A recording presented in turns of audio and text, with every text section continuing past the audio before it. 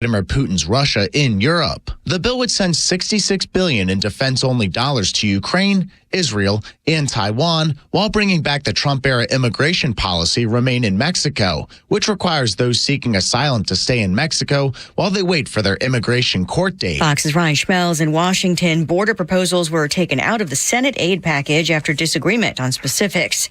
A British-owned ship is damaged by a Houthi missile attack near the Red Sea. The crew evacuating after issuing a distress call. The Iran-backed terror group also claims to have shot down an American Reaper drone. A U.S. official confirmed the Air Force drone crashed off the coast of Yemen, but says there is an investigation into the cause. Fox's Jared Halpern in Washington. The U.S. launching more airstrikes on Houthi military equipment, including the first ever strike on a Houthi underwater drone. America is listening to Fox News.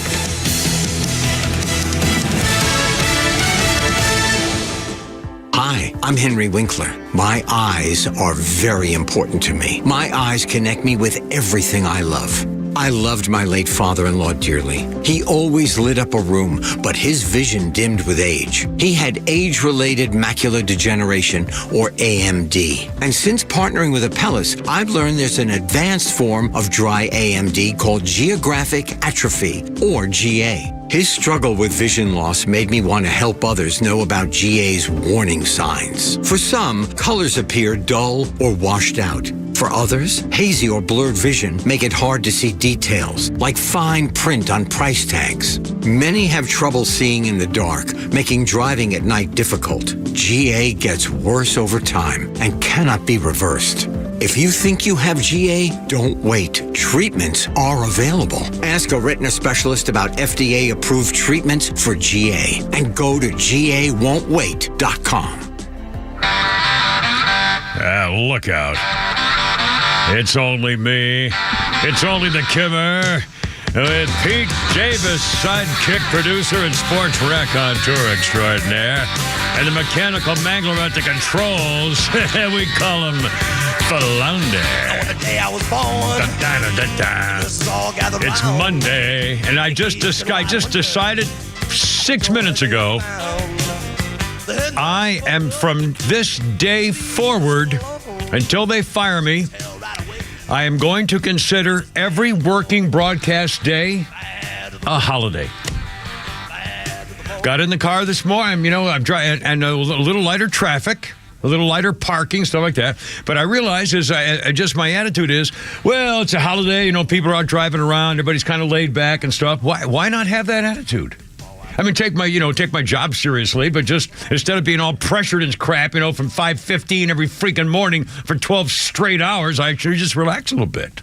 Kind of take the pressure off. I don't know. What do you think? It's not digging ditches, man. It's just talking on the radio. Well, it's hard, way harder. I used to do manual labor. I worked for a bricklayer, for God's sake. It's like hauling bricks up on making chimneys. Oh my God. Oh Lordy. Anyway, 3:05. Hi, Pete Davis. How was your weekend? Anything new? What's going on in the mountains of Macon up there, sir? Well, I started dating a woman who's a quarter Chinese, a quarter Turkish, a quarter Danish, and a quarter Vietnamese. Wow, what do you call that kind of woman? Well, I had to break up with her. She's great, but I had to break up with her. It seems too many red flags. Too many red flags, ladies and gentlemen. See, Korean, Chinese. Oh, hey. Turkish. Danish. Let me move over to Flounder. Flounder, have you got any wise cracks? Not any bad jokes like that. But how was your weekend, sir? It was pretty good. Veronica was recovering from the allergy infection, but she's about back to normal, so just kind of took it easy. Poor thing. I mean, I hope she's doing all right. Yep. And then we were supposed to go to downtown Woodstock for my brother's birthday, but my niece ended up getting a stomach bug. Oh, my. Good grief. Boy, they got, I don't know. I started hanging around. I stopped hanging around with those people. I stopped hanging around with him. Yeah, he's a carrier. God. You're certainly a spreader. Thought I was a giver. Typhoid flounder. Holy mackerel. Anyway, it's 3:05, Monday, President's Day. In fact, we'll talk a little bit. In fact, I love phone calls. If you would like to talk today, and also the other thing is, if you're driving around and you see are they even still doing President's Day sales? Is that a big thing anymore? I don't think anybody. Do they still even have malls with big sales and people go to the mall anymore? Probably not, I guess. Flounder, when's the last time you went to a mall to go shopping or spend a day looking at stuff at a mall? I went to Macy's at North Point because I had to get a dress shirt. Like, I need to get a nice blue dress shirt, so I just went to Macy's. Yeah. And it was depressing. Yeah. There was nobody in there. Nobody to help you, nobody customer service, nothing on the shelves. The food court was empty, nothing, I went not like malls used to be when I was a kid. Yeah. Pete Davis, when's the last time? Well, you're living up in the mountains now, but generally speaking, when's the last time you did any mall shopping, where you said, go to the mall and see what I can stuff I need to do? 2 Christmases ago, I went down the street there at the Galleria because they have a Spencer's Gifts, and I hadn't been to Spencer's Gifts in decades, and I was the only person walking around the mall. Yeah. Well, I tell you, it was last week, because of my changing weight schedule. Although I've got to cut out the freaking hot fudge. I'm in a thing. I'm doing hot fudge. I've gained 9 pounds, and frankly, I feel fat. And I don't like it, and so you can afford to put a couple more on. Well, no, I don't like it. All of a sudden, I don't like it anymore. But I went to buy a pair of Dockers chinos, $40 pants, and they had like one 34, 32 that were on the shelf. Period. One, and when I went to check out, there was a line, and there were 2 people doing some kind of credit card application stuff, and on their computers. And the husband and wife had their cell phones out trying to type in stuff with the clerk. It was a freaking nightmare. You're filling out forms at the cash register. And so I said, well, I'll go look for another one. I walked all around the store. This was either at Macy's or what's the other one? Riches? No, they're gone. The other one, Dillard's. Might have been Dillard's. I think it was Macy's. Might have been Dillard's. I think it was Macy's. Anyway, but the same thing happened at JCPenney. I did it too when I was looking for them and never found any. No, there are no registers open.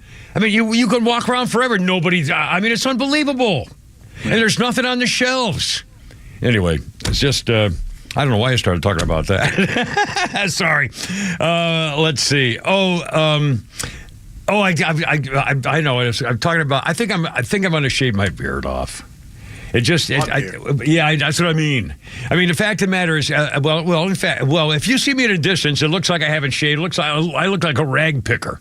Really look like a bum, like a freaking rag picker. I haven't shaved for a while or something like that. Up close, in fact, let's see if this works. Are we on YouTube? All right, yes, we are. Let me go right up close. Now, see, up close. I know, but up close, there's hair, there's fuzz there, and there's hair there, but see how bare that is right there? It just looks like crap. And the problem is, hold on, I got to see if I can put this back. Gabby Hayes. No, the problem is, I love the feel of it. And at night, if I'm putting my covers over my head, I can kind of feel it. And I really like the feel of it.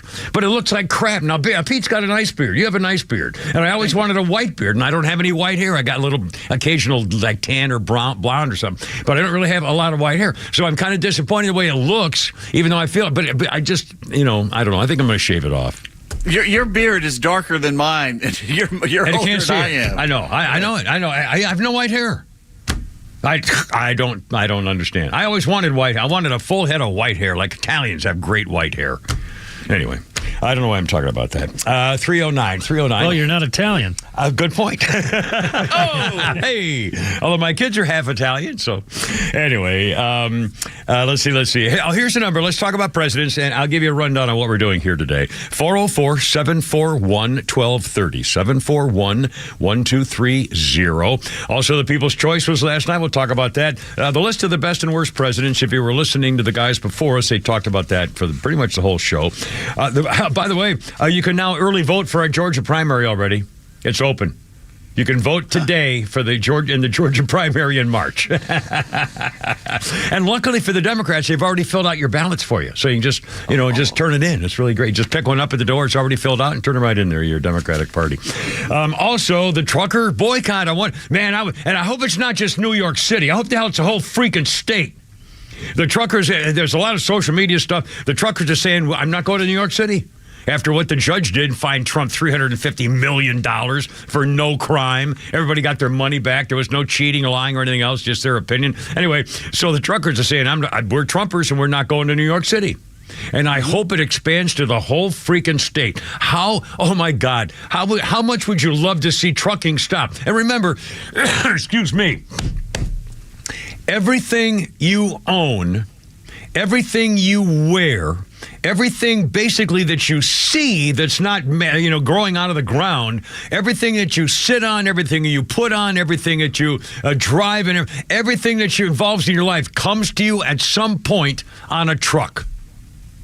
At some point, from the factory to the anywhere, a truck. From the parts going to the factory, a truck. Everything in your world at some point is sitting on a truck. That's how important trucks are to the world. And boy, if they said, screw you, New York, it's over.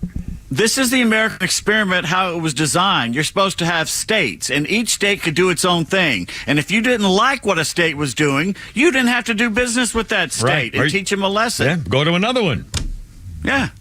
I mean, this is a beautiful idea, and you know it's going to have some impact. Now, the problem is that New York City is so big that it's an international market. I mean, so, who are we kidding? But still, if this spreads, and if this becomes a thing, through spring and summertime stuff, people getting ready for vacations, and all of a sudden your supplies for the beach don't come in, and anyway, whatever. And by the way, again, I'll say it again, if you just joined and didn't listen to us Friday, I haven't heard anybody else say this, and I think it really could happen. I'll bet you Trump could pull it off. If I were Donald Trump, and unless he doesn't have any money, maybe he's broke and nobody really knows it, but if he's still got a couple of $1 billion, honest to God, I would do everything in my power to take every building I own in New York and close it down, kick everybody out, and then open it up as homeless shelters, AIDS clinics, drug recovery centers, battered shelters. I mean, any possible, illegal immigrant re-education centers,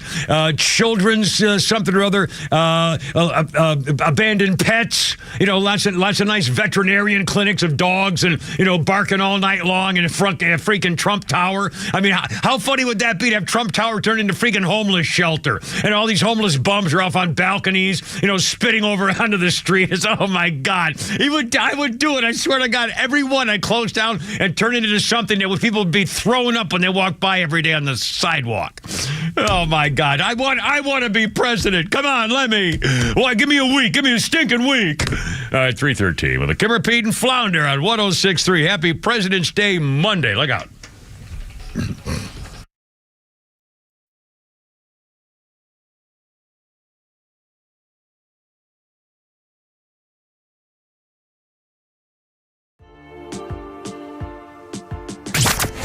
Start your day the right way with Tug, Rhino, and Los on the Morning Extra. Rhino, born and raised up in New York. Yeah, born in Queens. And is a new son of the South. He was tired of paying them taxes. Tired of it. Tired of the nonsense. Can't drink a big gulp. I want 64 ounces of soda, and I want to get fat, so be it. That's right. Give me all that sugar. Let me be. The Morning Extra, 6 to 10 a.m. every weekday morning on Extra 106.3 FM and the Extra app.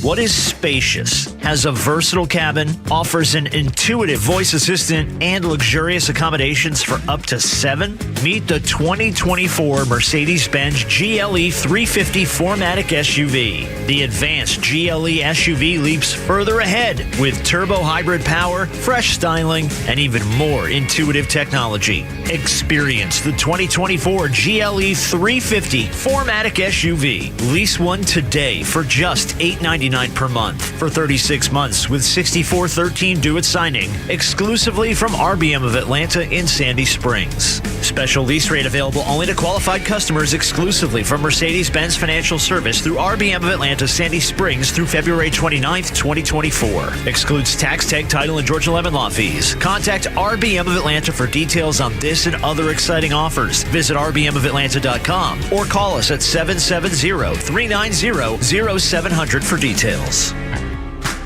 You shouldn't need a degree in finance to choose a checking account.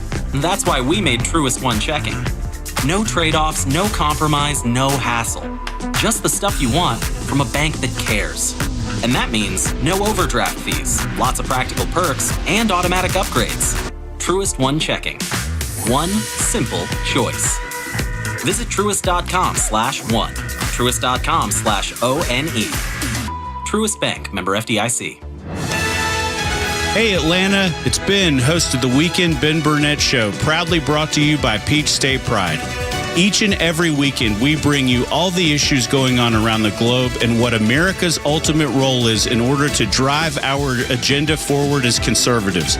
And if you ever miss an episode, you can download everything I've ever done on Apple, Spotify, or you can go to the podcast park. See you around, Atlanta.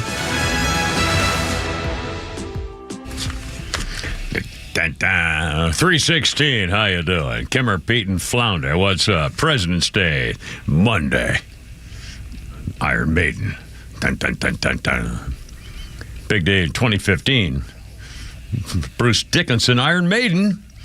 I'll play the Iron Maiden. I don't even know anything about these people.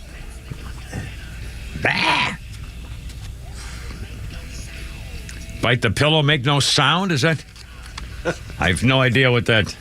I don't think that's good. Is that good? I don't know what that means. I'm the wall. I just... It depends on your back door, where baby. you are. Hey, Iron Maiden, ladies and gentlemen. Yes, on this day in 2015, Iron Maiden frontman Bruce Dickinson was being treated for cancer after a small cancerous tumor was found at the back of his tongue. Well, probably for all that ridiculous singing noise. No, I was wrong. I'm sorry. I'm so sorry. But all right, now let me ask you this. Okay, Flounder, are you this is what heavy metal, like 80s stuff? Yeah, 80s kind of. Not. It was. Now, guys your age, 40s, are they? Is this a group that you would sit there? Would you go to a party and say, "Hey, let's listen to Iron Maiden and sing along with the beat and kind of, hey"? No. I mean, my God, I would not. Who would even listen to this? Where would you bring this to a party, or if you want to impress a date in the car? Where do you hear this song? I love this song. I mean, my God, how did it even get acceptance on the radio? Seriously, heavy metal rock. There's a niche for it. Some people like it. But I'm trying to figure out what was the appeal. In other words, is it the Rage Against the Machine? Do we hate everything that America stands for? Or we don't like our parents? Or the screaming and the lyrics. I mean, I just don't get it. I guess I never. I don't know. Whatever. I mean, they're big, and I'm doing this. So congratulations to Iron Maiden. Sorry, I got distracted. Well, again, I'm on holiday. I'm on vacation. This is about guys. What do you call it? It's a freaking holiday. By the way, I almost choked to death again this morning drinking coffee. I went down that thing, and I could not catch my breath. I was ready to pass out. In fact, you know what I thought of? I swear to God, I'm not making this up. When I do my stuff in the morning, I get the paper before dawn, and so I have my Fox News on TV, and I have the radio on to us, 106.3, and I'm taking my notes, and I'm using my phone to Google stuff on the New York Post and the Fox News and stuff like that. So I'm busy doing my stuff, and I started choking on my freaking coffee, and honestly, I'm not making this up. It got so bad that I started reaching my phone to put it on record so I could get the final moments of me dying because I choked on my coffee. Did you maybe not think of using your phone to dial 911? Like, who wants to hear that? I don't know what I was thinking. I don't want to hear that. Kids, I love you. I love my dog. Sound like heavy metal scene. I'm definitely freaking out. Our birthday, I haven't even done birthdays. Okay. Our birthday list includes Smokey Robinson. What a talent. 84, Rock and Roll Hall of Fame. His classic hits include The Miracles, You've Really Got a Hold on Me, I Second That Emotion, what? Tracks of My Tears, The Tears of a Clown. What?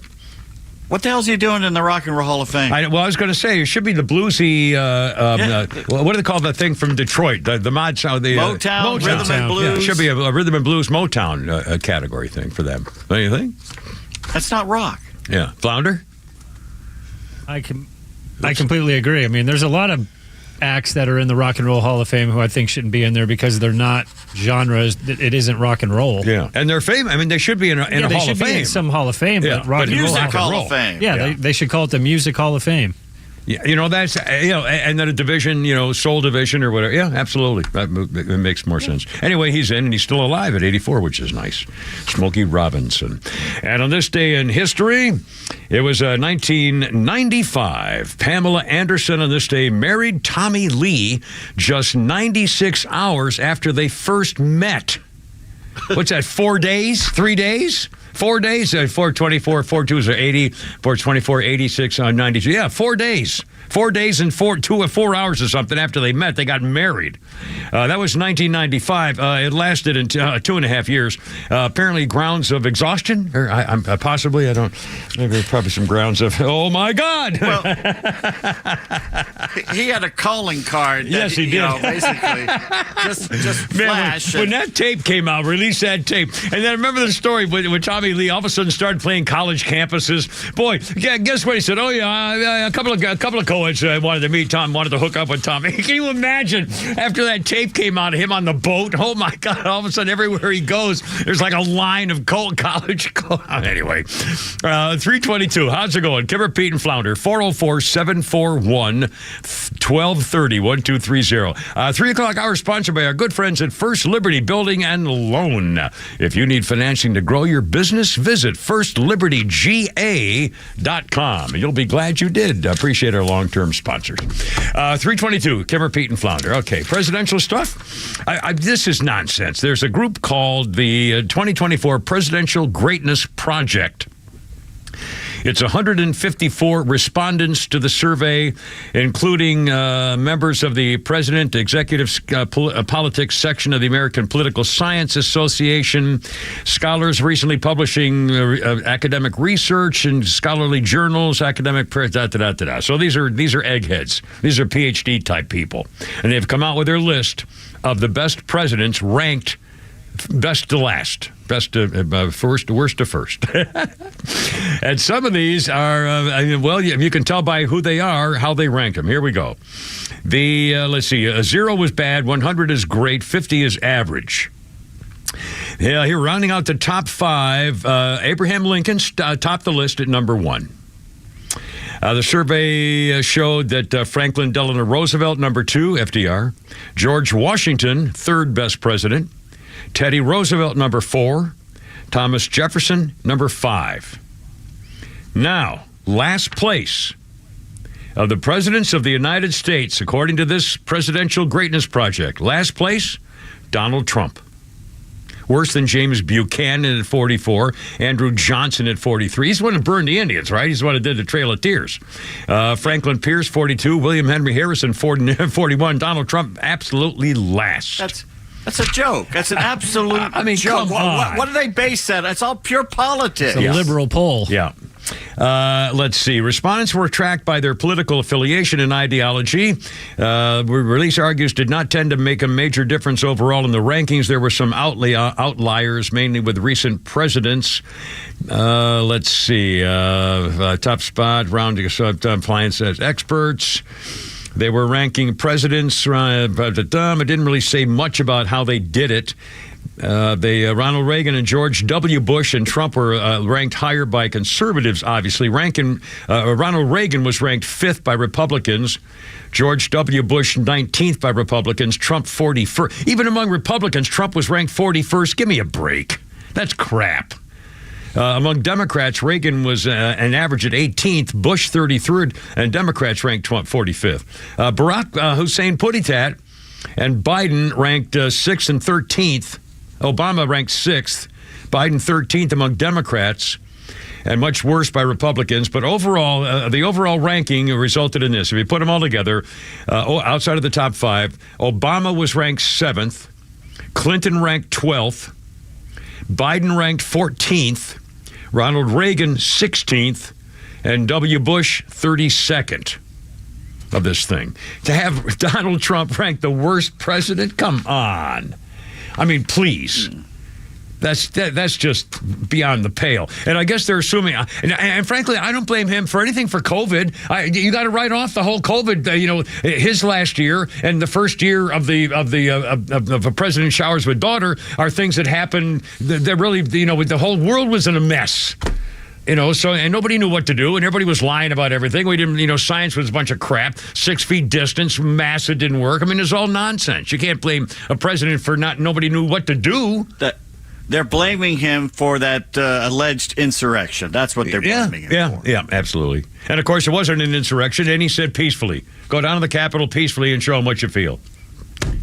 And he was never charged or convicted of insurrection, other than by some Secretary of State. Dave's on the line, and he has a pretty good idea for the Biden's response, or the GOP's response for the Biden State of the Union. Excellent. 326. Dave's here. All right, you're on the radio, man. How's it going? What do you think? It's going very well. I'm out hiking, enjoying the outdoors in Kennesaw Mountain Battlefield Park. Nice. Right out here. Nice. Good for you. So I'm thinking about the Republican response that's going to be given after Biden's State of the Union address, and I think that should be done by Donald Trump. I like it. What a great idea. I'm serious. Yeah, I totally agree. Come right back at him. Here's what you have to say. Here's where you're wrong. Here's where these are the things we need to do. I love it. Of course, with still primaries to go, unless Nikki Haley, if Nikki Haley finally says, okay, that's it, and then let's all get behind Donald Trump. What a great idea. Oh, mercy. Dave, thanks, man. I appreciate it. 327. I still think, I still say, honestly, he ought to at least threaten to say, okay, that's it. I'm turning over all my buildings to illegal immigrant shelters, homeless shelters, drug clinics, methadone clinic, I just a line of drug addicts. Free needles, free methadone, line of drug addicts down, Fifth Avenue. Oh, mercy. Anyway, and again, early voting in Georgia, it's open. I don't think all the places that are normally going to be open later are open yet. Sometimes it's just some of the spots are only open on Saturday. I don't know. I guess you have to go to georgiagov.com or something and figure out where you can go to vote early, because I don't think they're all open this early, but they're open. Georgia early voting for the primary in March you can already vote right now. Let's see. And the truck boycott, man, I love that freaking story. I love it. Truckers for Trump ain't just a slogan, man. It's real, says one big trucking guy. I've talked to a bunch of drivers. They're going to start refusing loads in New York City starting Monday. I don't know how far across the country this is, how many truckers are going to start denying loads in New York City. I'll tell you what, you blank around and find out. We're tired of this leftist blanking with Trump. Mother blankers are getting tired of this blank. Our bosses ain't going to care about these loads. We'll just go somewhere else. You know how blanking hard it is to get into New York City in one of these things? And by the way, that must be a nightmare. Can you imagine trying to load a tractor-trailer truck or any major delivery truck in New York City or anywhere near it? God, I remember have you ever driven in New York City, Pete? Driven a car in New York City? It's a nightmare. I drove my in-laws' Cadillac the first time I was in New York City. It was unbelievable. Were you going through like trying to find something, or didn't know where you were, or just sightseeing, or what was the action? We were there for a funeral, and I had to drive part of the family to an Italian restaurant. They were eating at an Italian restaurant and had to go right through Manhattan. And we're talking a land yacht Cadillac, New York traffic. It was amazing. Flounder, what about you? Ever driven in New York City? Me and Matt Jones, the guy who used to work over at Cumulus with us, we drove to New York in a Sprinter van.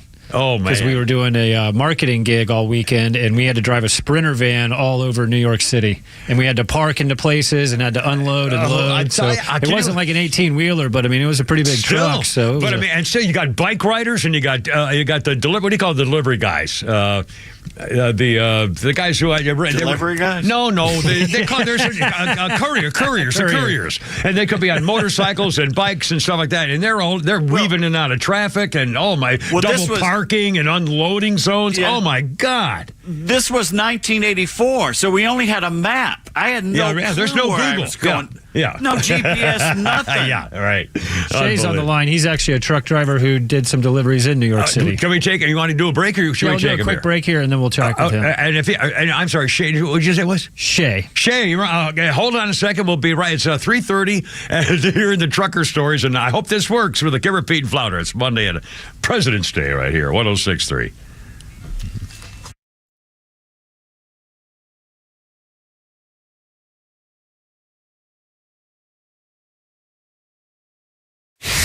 stories that matter to you.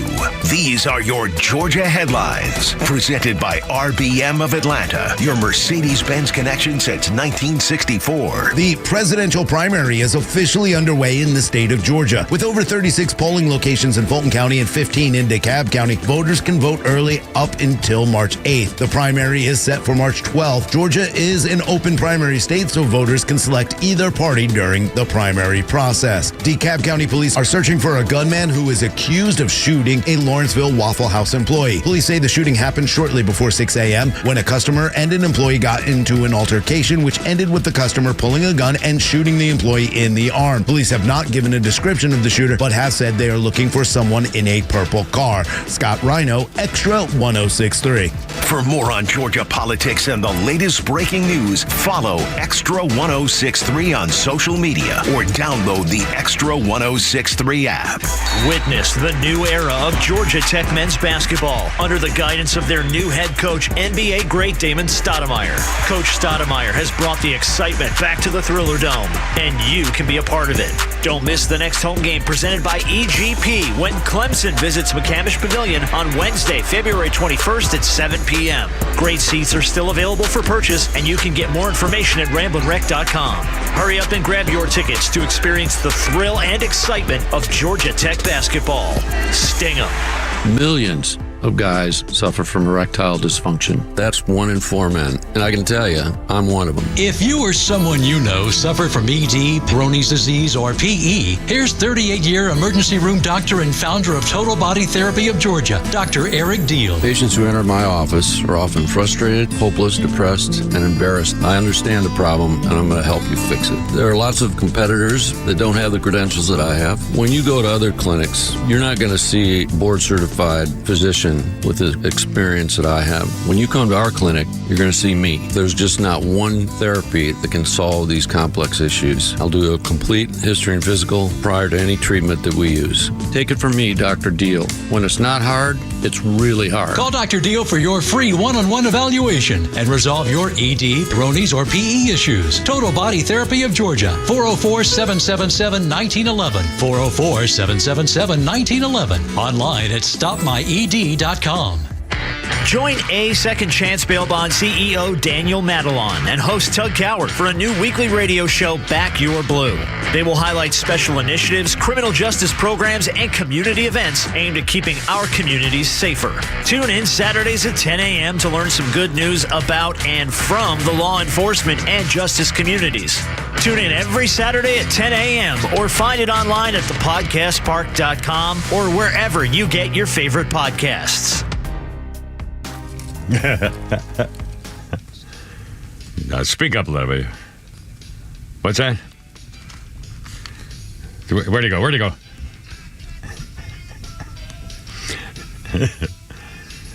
David Bowie.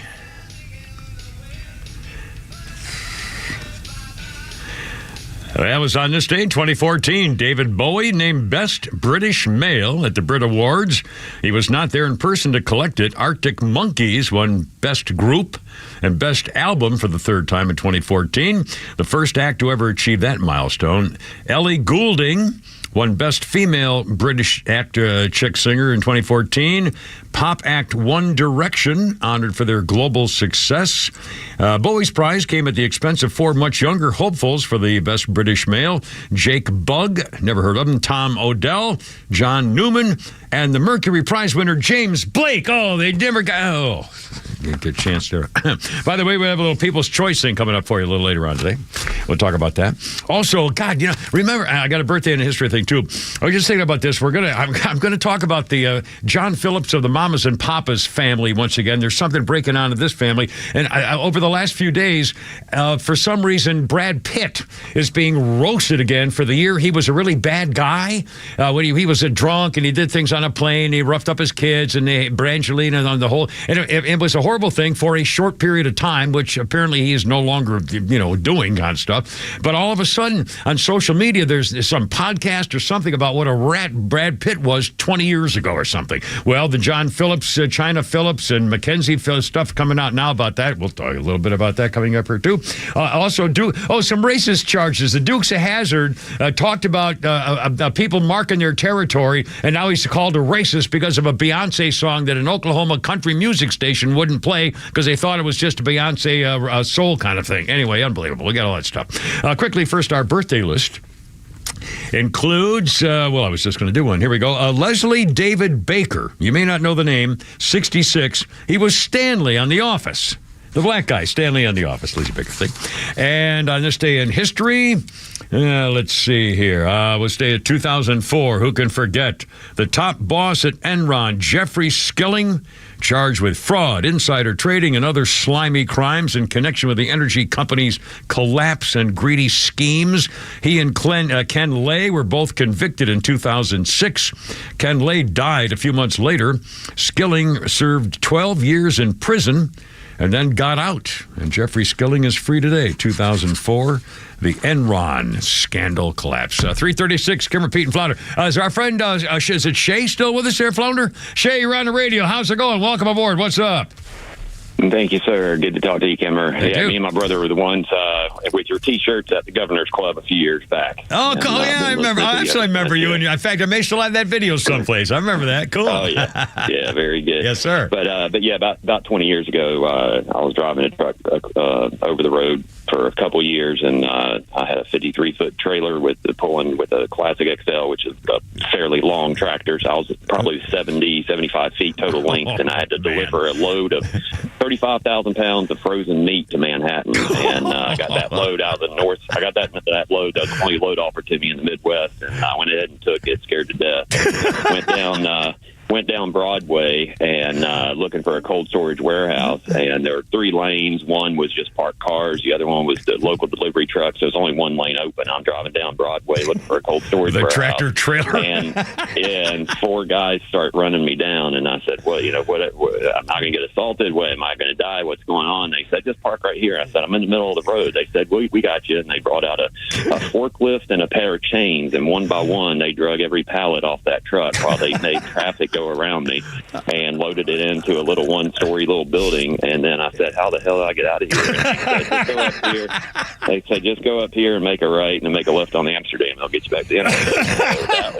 That was crazy. Downtown Miami was about as bad, but that was a person only time. Anytime I was in California, the Midwest, and they offered me loads, if all the loads were New York, I'd just sit for a day or two and wait for the next set to come through. I wasn't going back to Manhattan. I remember driving in New York City as a kid, as a teenager in the 60s and 70s, just on a trip for one thing or another, and it was a freaking nightmare. I can imagine a tractor trailer where you can't see anything and people are zipping in and out. Oh my God. So there's back then, at least 20 years ago, there was 2 days a week where they wrote tickets for over length because you were over length if you were, I think the limit's 45 or 50 feet total length going down in downtown, and they'd write tickets, and I was trained, just take the ticket and it's paid by the people that ordered the load and all that. Yeah. So, but crossing to George Washington was $100, and you get tickets, and then you don't know how to navigate, and then you get back out. So they pay a ton of surcharge just to get loads into New York City. They pay the truck driving companies a huge surcharge. So if that were to ever happen, I mean, it's a huge deal. They're already paying a ton in fees and toll roads and all that. Like I said, 20 years ago, it was $100 across the George Washington. Wow. So I don't if they do that, they'll just keep on paying more, I guess. I don't know what'll happen. Well, anyway, good to talk to you. Nice to talk to you. Hi to you and was it your brother with you, wasn't it? Yeah, my brother. Yeah, he's listening right now. We listen to you every day and text each other and talk about what's going on in the show. And we always wish we had a hotline to you about most topics you talk on. Outstanding. Great to talk to you again. Best wishes for a happy spring and summer coming up this way eventually. And be safe out there, Shay. Thanks, man. I really appreciate it. Yep. Nice to talk to you. 340. And speaking of truckers, Flounder, let's do a little chanting thing. Now, this morning, I was looking through, as you know, I'm not a big, I've never been on Twitter. I mean, I open it up, but I've never actually Twittered, whatever you call it. Tweeted, I guess it is. Sorry. I look at it once a day, maybe twice a day, just to get ready for the show to see what's going on. And today I noticed, holy crap, that Donald Trump had gone to that sneaker con, the sneaker event, and he was selling his sneakers for $400, his gold-plated sneakers. And in fact, the Babylon Bee said that Trump won the slam dunk contest at the NBA All-Star game over the weekend wearing those sneakers. Anyway, when he was at the convention over the weekend, the crowd started going nuts, and I listened to it on my phone, and of course I have these ear rockets on, so I listened to it on the phone, and it sounded a lot like noise. And the debate was whether the crowd was saying let's go Biden or blank Joe Biden. Okay, let's go Biden. Okay, so that was the debate, and I frankly had a little trouble hearing whether they were saying the bad word or not. So I texted Flounder and Pete, and I said, okay, let's see if we can get this video, this audio, and play that for the story as the crowd is going nuts when Donald Trump showed up. And here, I'm going to play the sound here in a second. And when I came in and I talked to Pete, I said, I don't know whether this is too juicy to use or not. So I said, well, I'm going to go to Scott or Matt and see, or Steve, either one, Steve McFarland.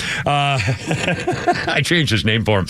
Anyway, to see whether it's playable. And Founder already edited the damn thing, which is a good sign. Anyway, so that was the issue. But here's, let's play the chant, and then I'll tell you what social media was saying about this and how it's become a political thing, depending on what you hear. Flounder, if you would, sir.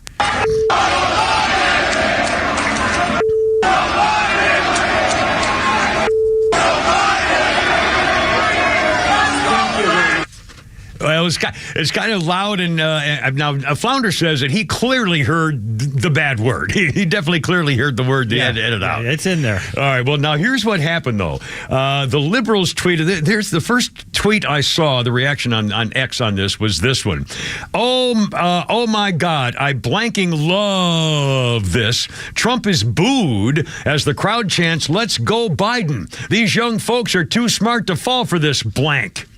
Like they hate Trump so much that they're saying, let's go Biden. Well, here's some of the other reaction. Wow. Young sneakerheads broke out in F Joe Biden and let's go Brandon chants when Trump took the stage at SneakerCon. Liberals think they're saying, let's go Biden. Who wants to tell them?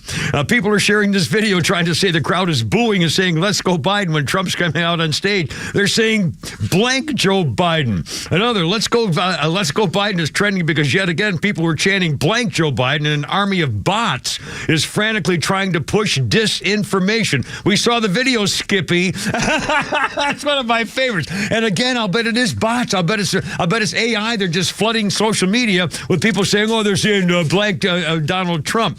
The left is desperate. To say this crowd booed Trump and that they're chanting "Let's go Biden" is comical. They're liars. Look at the video.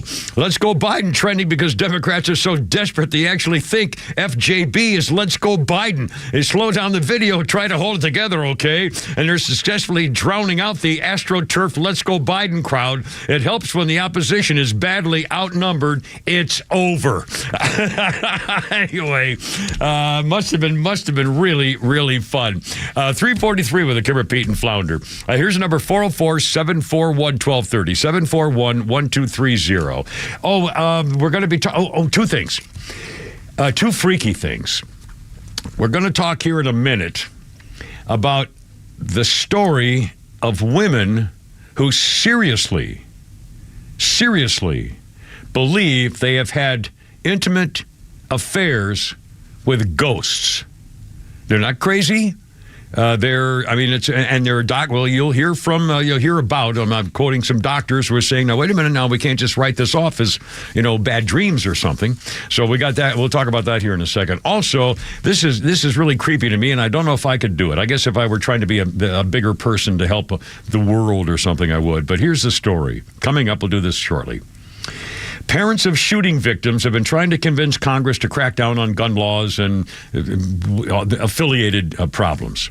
So now somebody came up with a program that will have parents give examples of their dead children's voices And then the program turns those voices around into a message to play for Congress or anybody who will hear it, of children saying, we really need to do something about this.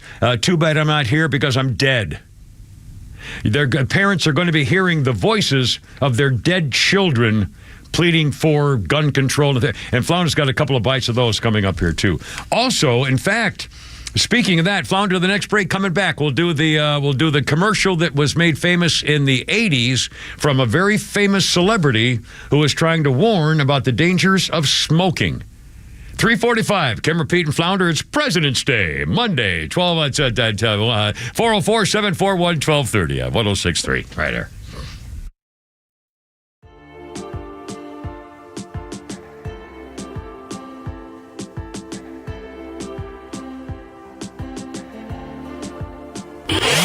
Your drive home has never been better. The Kimmer Show is live every afternoon from 3 to 6 p.m. And here's what you missed. And again, if you're asking for it, you want to make a big deal saying, well, we need to do better for our girls, then stop saying boys can be girls and the girls don't have the right to complain when they walk in there with their tallywhackers hanging out in the freaking locker room. You can't have it both ways there, dovey-dove-dove. And by the way, I don't like your soap. The Kimmer, Pete, and Flounder are only on Extra 106.3 FM and listen anytime on the Extra app. Yeah, so there. 346. How's it going? We'll talk about a couple of stories of wokeness coming up here shortly, which really just is unbelievable. And speaking of non-wokeness, how about a company you can trust to do the right thing, support the Constitution and your rights too? That's Atlanta Safe House. By the way, the state Senate has voted a bill that would give you tax breaks for getting a gun safe. And safety and things like that at Atlanta Safe House. And that's what we're ready for you right now. They have a showroom in Ackworth, if you're up in that area. And I suggest looking at atlantasafehouse.com. That's where I got two gun safes from Atlanta Safe House over many years ago before I went to Florida. And, of course, they can bolt them from the inside into your concrete floor of your basement or garage, or you can put anywhere you want to. And it's not just the big gun safes, which, by the way, are always on incredible sales and really save a bundle. They have high security safes and jewelry safes and business safes to keep your cash and stuff you want to. In fact, your things like your medical records. Again, I don't want to dwell on it, but I didn't have a safe in Florida, lost my medical records, and the VA saying, nah. Well, kind of saying like that. So I'm screwed because I couldn't find. Well, lock it up. Lock your stuff up. Don't be like the Kimmer. Don't be a lot smarter than I am, like an idiot. It's my own fault and I'm suffering for it. Don't be like that. Protect your assets. Lock up your stuff. Your kids' medical records, things that go back to school, your marriage and divorce papers, your living will, the things you keep sacred, your first corsage at your prom. I mean, you know the stuff I'm talking about. They have all the top safe brands, American Security, Browning, Fort Knox, and they use delivery drivers only, off-duty police and firefighters and military to say thank you for what you do, too. You'll love these guys. Showroom in Ackworth. Check them out on the web, atlantasafehouse.com. Calling all aspiring tradespeople. Ready to master a new skill to boost your career? Introducing the Blue Collar Virtual Trade School. Learn from industry experts from the comfort of your own home. Whether it's HVAC, plumbing, or electrical work, we've got you covered. Gain hands-on expertise through immersive virtual simulations and connect with instructors who have been in the field. Elevate your career potential. The Blue Collar Virtual Trade School, where future begins with a click. Visit thebluecollarvirtualtradeschool.com or call 678-916-6145. It's a mad world out there, but one thing is certain, everyone is trying to market something. So tune in every Saturday at 3 p.m. to the Marketing Madmen, who, along with a variety of industry expert guests, can help you make sense of it all. Whether you own a business and want tips to scale, or are a fan of the finer things in life and want to know how restaurants, golf courses, and wine companies try to sell you stuff, the Marketing Madmen is your ultimate destination for all things marketing. Tune in right here on Extra 106.3 every Saturday at 3 p.m. or search online for more content. Join the madness with the Marketing Madmen. You still thinking job change in the new year? Yeah, I need something that's in high demand and more stable in this economy. IT? Yeah, cybersecurity, maybe even AI. That's what I did. Really? How? Went to My Computer Career. You don't need any prior experience, and you could start your new career in a matter of months. A lot of IT pros go to school there, too, to level up. Sweet. Are classes online or on campus? Both. Wow, I'll check it out. Thanks. Make this your year. Take the free career evaluation now at mycomputercareer.edu. Financial aid is available for qualified students, including the GI Bill. Johnny.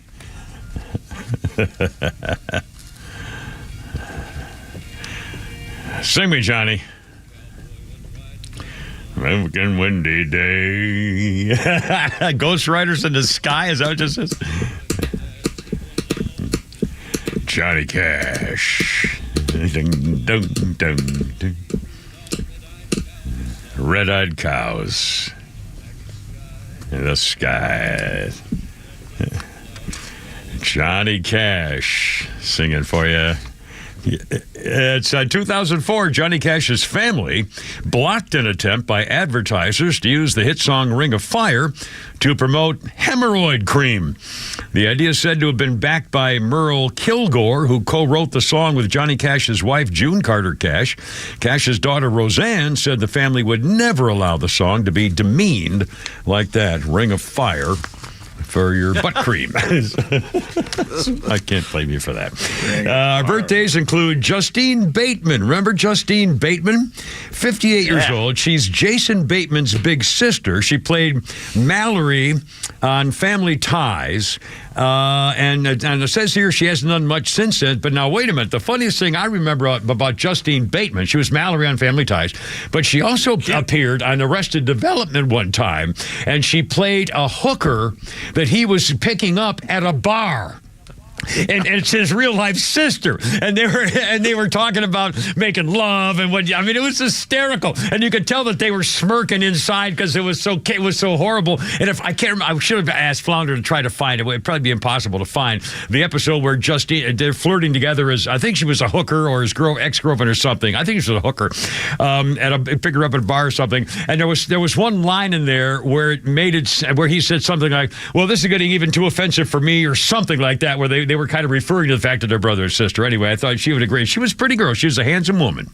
And didn't do much after that in acting, but fine with me. Justine Bateman, 58 years old today. And I remember that from Arrested Development. One of the best top 5 series of all time, I think, probably, in my opinion. And that's saying a lot, because you got to have Cheers and you got to have Breaking Bad. And I mean, there's a lot of really. Anyway, our birthday, our history list, check this out.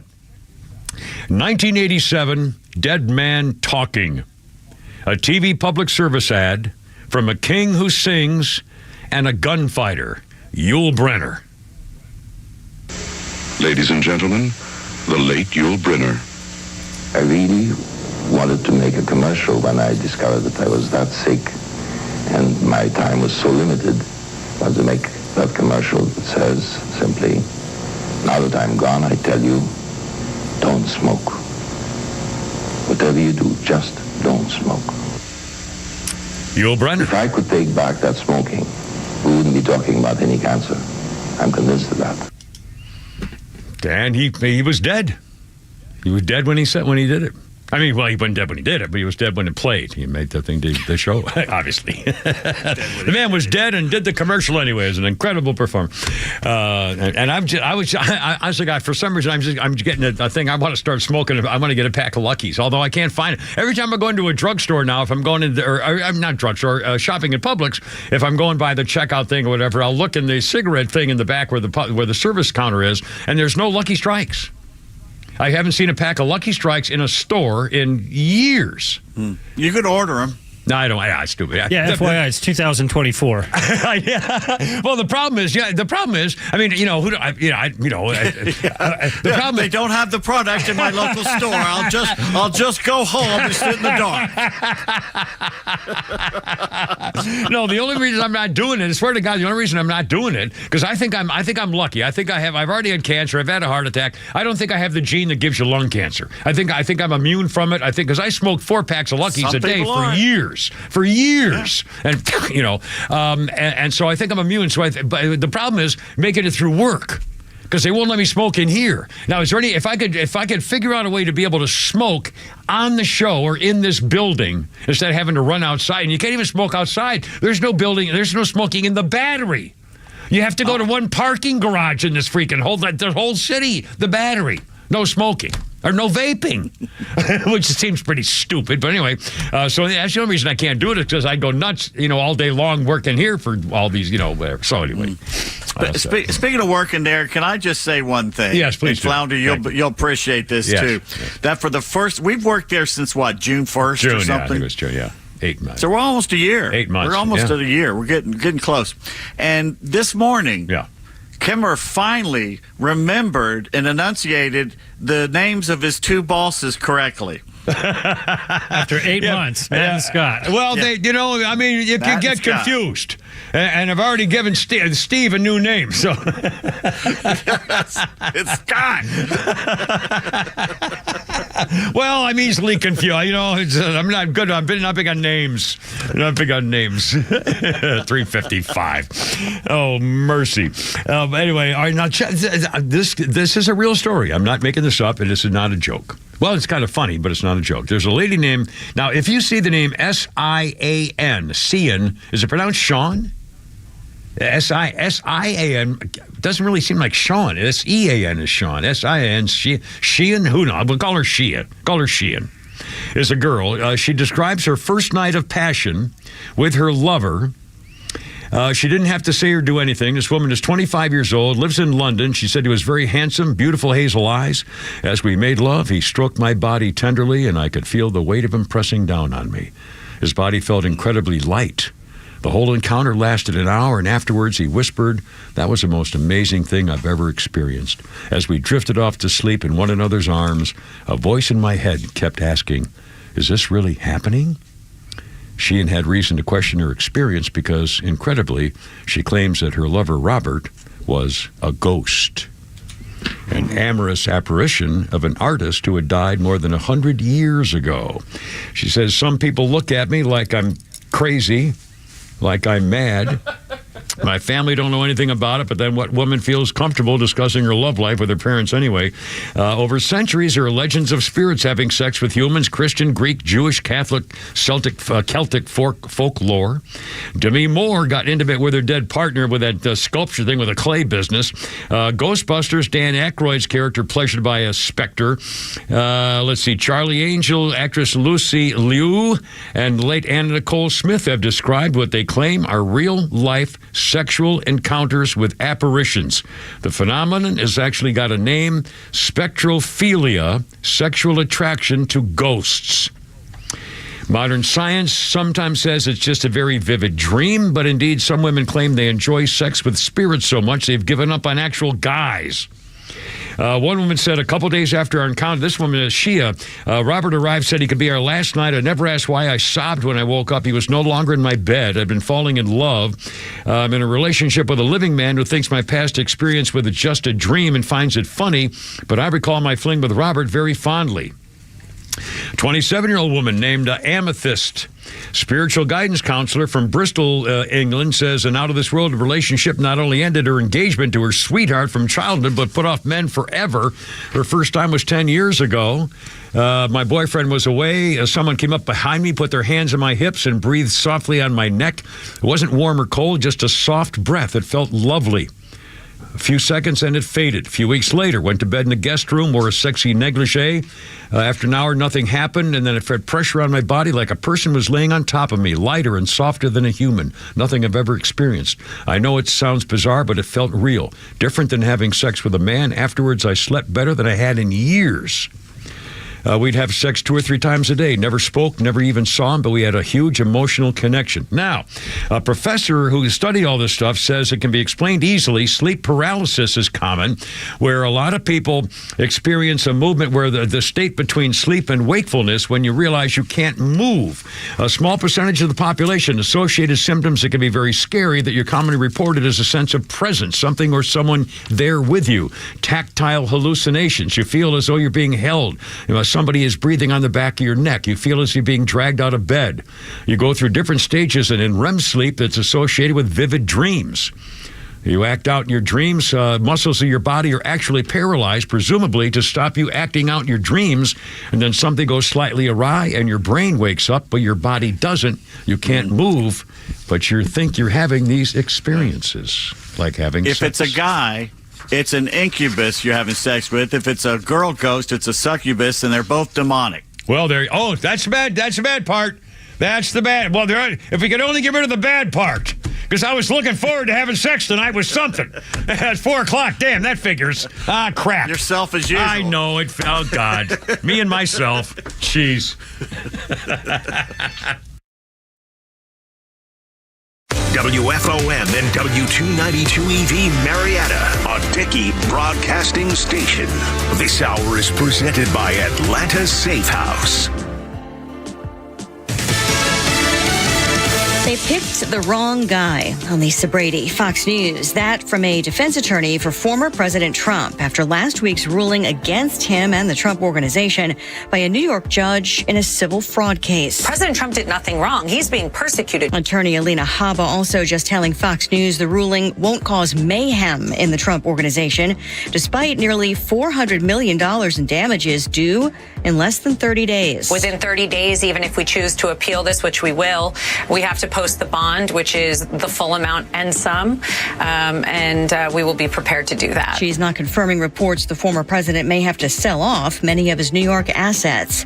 A town hall with former President Trump is planned for tomorrow night during the Ingram Angle on Fox News Channel after one yesterday with Nikki Haley, who's still trailing in many polls ahead of Saturday's Republican primary in her home state, South Carolina. All along the trail, she has been hammering the former president various topics, his legal caseload being one of them, his electability in general, and foreign policy. That's hitting big here, too. Fox's Alexandria Hoff in Greenville. The former president's been criticizing the primary process there. Democrats can vote in the GOP primary if they did not vote in the Democratic primary earlier this month. Decades in prison for a Wisconsin woman who killed 5 people in a Mother's Day crash last year. Antiana Sandifer gets 25 years in prison plus supervised release in exchange for a guilty plea in the deaths of 5 people on Mother's Day last year, including her sister and a toddler, after Sandifer, who was drunk, ran a red light in Milwaukee. Her van speeding at around 80 miles per hour when it slammed into another car.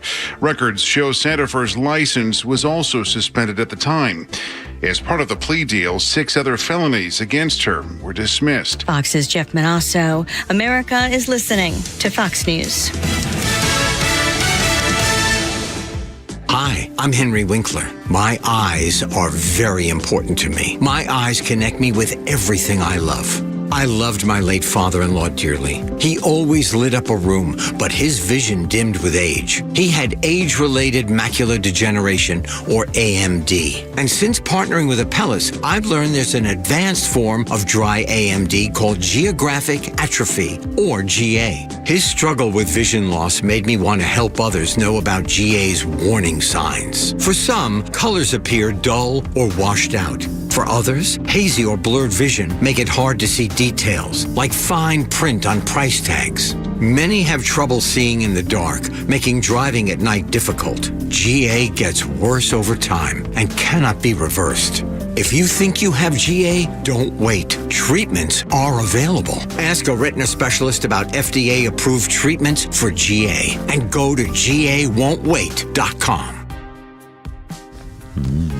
Bada boom, bada boom, bada boom. That's a bizarre offering here. Is this the chick with the feathers? The wing, like a heavenly Bjork. something? Yeah, Bjork. Yeah. 1996, Bjork was shown on British breakfast TV attacking a news reporter as she arrived in Bangkok International Airport. The footage showed Bjork pulling the female reporter to the floor and banging her, smashing her head into the ground. Bjork later apologized. I wonder what that was all about. It doesn't say here. Holy smokes. Man, that's a tough chick. And she goes around dressed like a freaking angel with angel wings. I remember that. I think she was on tour and she was just worn out on tour and people come up to you and kept on autographs and stuff. And I think she just had it. Slammed her face into the ground. Yeah. Okay. I've met her. She's this little bitty fairy-like creature, too. She's like 4 feet tall. Where did you meet Bjork? I just met her. No. Where did you meet Bjork? Don't give me that crap. Just met her, my ass. What, did you do her? No, she was walking around Lenox Square. All right, wait a minute. Does she have her wings on? No, she wore swan once at some MTV Music. Yeah, at the MTV Music Awards. Now, how did you come to know Bjork? Did you recognize her, or was she doing autographs? I recognized her. She looked. I mean, basically, she was dressed a little weird, and she was short and everything, and just like, and the person I was with says that's Bjork, and it was. And did you go up and talk to her, or what? Yes, I said I enjoy that song, that Human Behavior song. I said I enjoy that song. And did she kiss you on the mouth? No, she did not. Oh, did she offer? No, I offered, but she. Well, there you go. Well, at least one of you. You should always offer to kiss a woman if you meet a woman for the first time. Would you like a kiss? I mean, that's my. That's 1 out of 20 says yes. Absolutely. Do you think we should? I've actually done this. No, never mind. I'm not going to say. It does for you once in a while. Well, you're going to get 19 no's. Or slaps. You got to ask. 405. Hey, never catch a fish if you don't go trolling. I mean, come on. You got to throw the hook in the water, baby, because they're laying there. 405, sorry. Our birthday list includes Benicio del Toro. He is the 57-year-old Spanish-Puerto Rican hybrid, it says here. He plays DJ the... Hybrid? It says, I swear to God. This is Flounders history and birthday list. Benicio del Toro, 57. He is the Spanish-Puerto Rican hybrid. He plays DJ, the Codebreaker in Star Wars The Last Jedi, and the Collector in Guardians of the Galaxy and Avengers Infinity War. Benicio del Toro. And he's been in a million things. God, he's everywhere. He was in a movie with those two hotties. Not Selma Hayek, but the other one. Selma Hayek, and who's the other one that Tom Cruise was with? Somebody Cruise. No, Selma Hayek and somebody Cruise. Rebecca Cruz. Really good. He was also in The Usual Suspects. Penelope Cruz. That's what it is. And he was in a movie with her and some hotties about having affairs with various guys. He's been in a million things. He was in that the old Zorro movie too. He did a Zorro movie. But I'm pretty sure, I'm almost positive. Did he? Del Toro, 57 years old. And on this day in history, 1942. President Franklin Roosevelt signed Executive Order 9066, the order that let military relocate and incarcerate Japanese Americans and Japanese nationals living in the United States, including those rounded up, included George Takei, the Star Trek star, and his family. It was 9 weeks after Pearl Harbor, 1942. And he said, we're going to lock you up. They put him on military bases and said, we don't know what to do. And again, what a horrible, who knew? What a terrible thing the whole thing was, But again, it's freaking wartime. We got attacked, so who knew what they'd... I'll tell you this right now, all these people coming across our border, it would not surprise me if in the next couple of years, all of a sudden they sort of show up and get with their groups that they've been, formed a band once they get into America and finally start getting into their gang territories and stuff. Hell, we're already seeing it. Venezuelan gangs, now, they rob people in New York, then go to Florida, buy all the stuff they want, then go back and rob more people in New York. They're affiliated gangs over the country, people coming in across the border. In fact, I have a sign. My sign today says, in the studio, I wrote this one, let's make getting welfare benefits for illegal immigrants as hard to get as it is for veterans. Anyway, 408 here with the Kimmer, Pete, and Flounder. This is a bizarre story. I saw this morning, and Flounder got some audio on it, too. Some parents have been trying to get hearings at Congress and convince people years after the famous high school shootings in Parkland, Florida, and so forth. And some of the parents have gotten together, and various groups have been trying to crack down on gun laws and get the attention of Congress. They've tried unsuccessfully for a long time to pass a national law mandating the safe storage of guns. Remember, Atlanta Safe House has wonderful pistol safes and gun safes. They've been trying to get a national law mandating safe storage of guns. So they've used a company, I'll see if I can get the guy's name here, marketing firm, Change the Ref.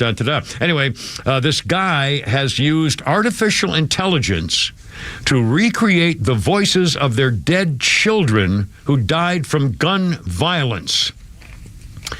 Using AI recreating the voices is shocking, which is the point. One of the fathers whose son was killed said this was a heartbreaking thing for us to do, but I think this is the kind of thing that wakes people up. You can go to theshotline.org, theshotline.org, and Flounder did just that, and here are some of the voices of dead children talking to us now. Hi, this is Ozzy Garcia. What is it going to take for you to help make sure violence like this stops happening? It's been 6 years and you've done nothing. Not a thing to stop all the shootings that have continued to happen since. How many calls will it take for you to care? How many dead voices will you hear before you finally listen?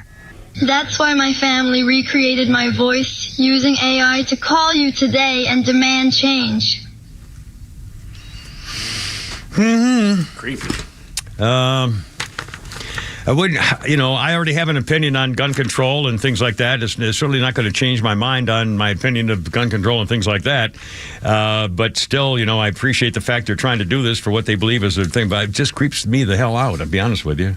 I don't think I'd want to hear my dead child's voice. Well, on the other hand, I thought many times if I were in an airplane and the plane was going down, I would call my kid's cell phone and leave a message so they could hear my voice saying, I love you, and, no matter what happens, I'll be da-da-da-da. So, I mean, maybe. 9/11. Yeah. A lot of people did that. Yeah. All those people on those planes. Yeah. Let's roll. Remember the guy said, let's roll. That was a Marine Corps guy. Last words, let's roll. And his family, he gave that to his wife. He said, I love you, and let that out. And then he turned to the crowd and said, let's roll. His last words, and the plane crashed in the field. Anyway, I just, wow. pretty interesting. Pretty bizarre. Okie dokie. Did you watch any People's Choice Awards, Pete Davis? Was on last night? No, I actually started watching Oppenheimer this weekend. Oh, I know what, Netflix? Where's that showing? Peacock. Oh, Peacock. Isn't that NBC? Isn't NBC? No, why don't they show it on NBC then? I mean, what the hell? I don't know. Oh, I know why. So you have to get it on your phone. You have to get a new app on your phone. Streaming. Yeah. No. I want to get the phone app so I can watch a movie on my freaking wristwatch. I watched it on my big screen TV. All right, fine. Well, in fact, okay. This yesterday afternoon, all of a sudden, I'm watching TV and I'm on the thing and I'm doing stuff, and then all of a sudden I switch from watching my DVR because I'm down to like 87 episodes of Cheaters, and so I'm getting rid of them one by one. And so I go back to live TV, and all of a sudden there's no sound. No sound on my TV. I'm like, oh my God! And so I tried everything. I wound it off, and on. I called Comcast, and they walked me through a whole process. And oh my God! Well, I'll tell you about it in a minute. It was actually pretty weird. Well, first of all, we're talking about one of the top 2 movies of the year that everybody's talking about, and you somehow managed to immediately bring it back to you. And the other thing is, Sunday morning at 4 o'clock, I happen to be up 4 a.m., the phone rings. It's my friend down in Lake Oconee, and he says, my cable's out.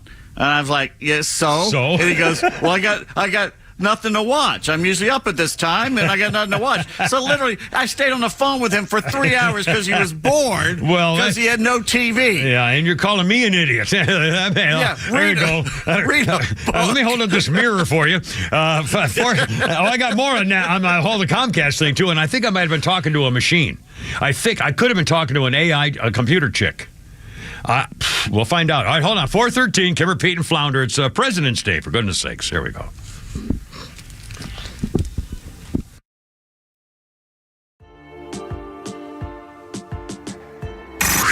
It's time for the Bortz Report, brought to you by Southern Exteriors, the Southeast premier home exterior solution. Quality and precision you can rely on for over 20 years. Visit southernexteriors.co. Well, today is President's Day, but instead of dwelling on what a sad group of people we have serving and running for that office, well, I'll put that off till tomorrow. Today, I'll talk about my fear at getting on the road tomorrow in the Bortz bus. The Queen suggested that I share with you the things that really get on my nerves when I'm pushing 56,000 pounds down the expressway.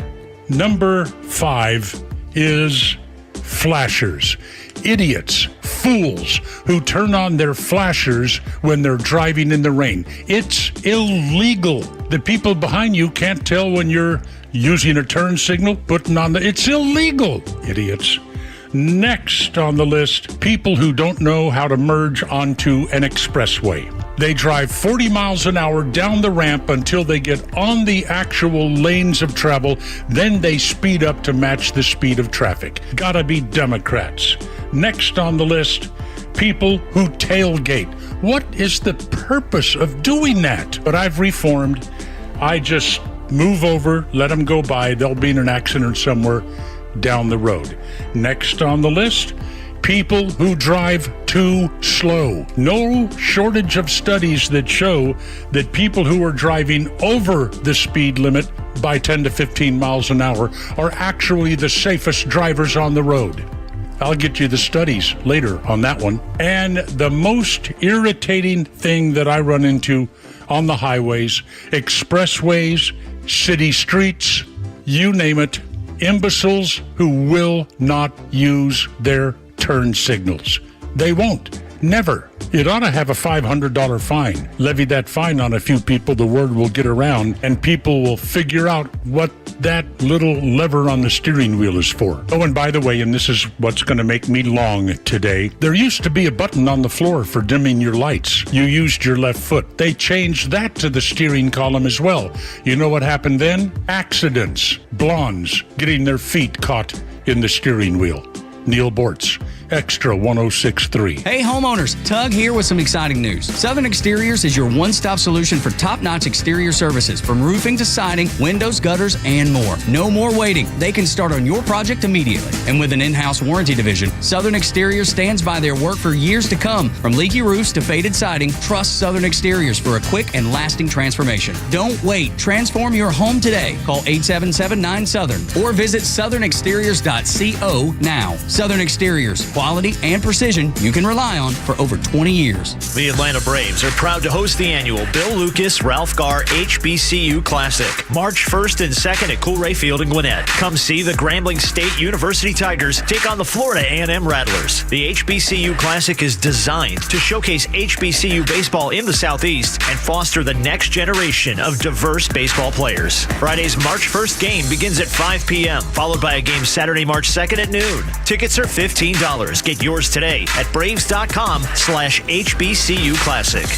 What are your plans for your business this year? Hey, it's Tug. Do you want to expand and grow? Aren't you exhausted by going to lenders, building a relationship, and a week later, you got a new person to deal with? You have to start all over again? You don't have that with First Liberty Building and Loan. The Frost family has been helping businesses grow since the 90s, and they want to know you. Unlike big banks, they want to partner with you. The Frost family knows the patterns. They know the ebbs and flows. They know business. Get to know them at FirstLibertyGA.com. Building a building, buying a franchise, expanding. Reach out to them. Spend 10 minutes with them. See if you're a fit for them and if they're a fit for you. You do that at FirstLibertyGA.com. And by the way, if you're a young banker and want to work with a team that is faith-friendly and has a culture of excellence, First Liberty might be a good match. Reach out to them today. First Liberty Building and Loan. FirstLibertyGA.com. That's FirstLibertyGA.com. Blue-collar business owners, listen up. It's time to revolutionize your hiring process with the Blue Collar Recruiter. Finding the right talent for your blue-collar needs just got easier. We specialize in connecting you with skilled and dedicated workers so you can focus on growing your business. So say goodbye to recruitment headaches. Let the Blue Collar Recruiter save you time, effort, and deliver top-notch talent directly to your doorstep. Invest in your team's success with the Blue Collar Recruiter. Visit thebluecollarrecruiter.com or call 678-916-6145. Hey there, it's Janelle King, host of The Janelle King Show, right here on Extra 106.3 FM, where we are unafraid and unapologetic. We explore the topics that matter the most. You can catch us on Saturdays at 4 p.m. and encore episode on Sundays at 9 a.m. And catch up on past episodes by going to the podcast park right here at Extra 106.3 or wherever you get your podcasts every single Tuesday. Until then, stay unafraid, stay unapologetic, and never stop seeking the truth. A little more on the Tommy Lee tape and marriage story. Kimmer, Pete, and Flounder. 419 on 106.3 on your Monday.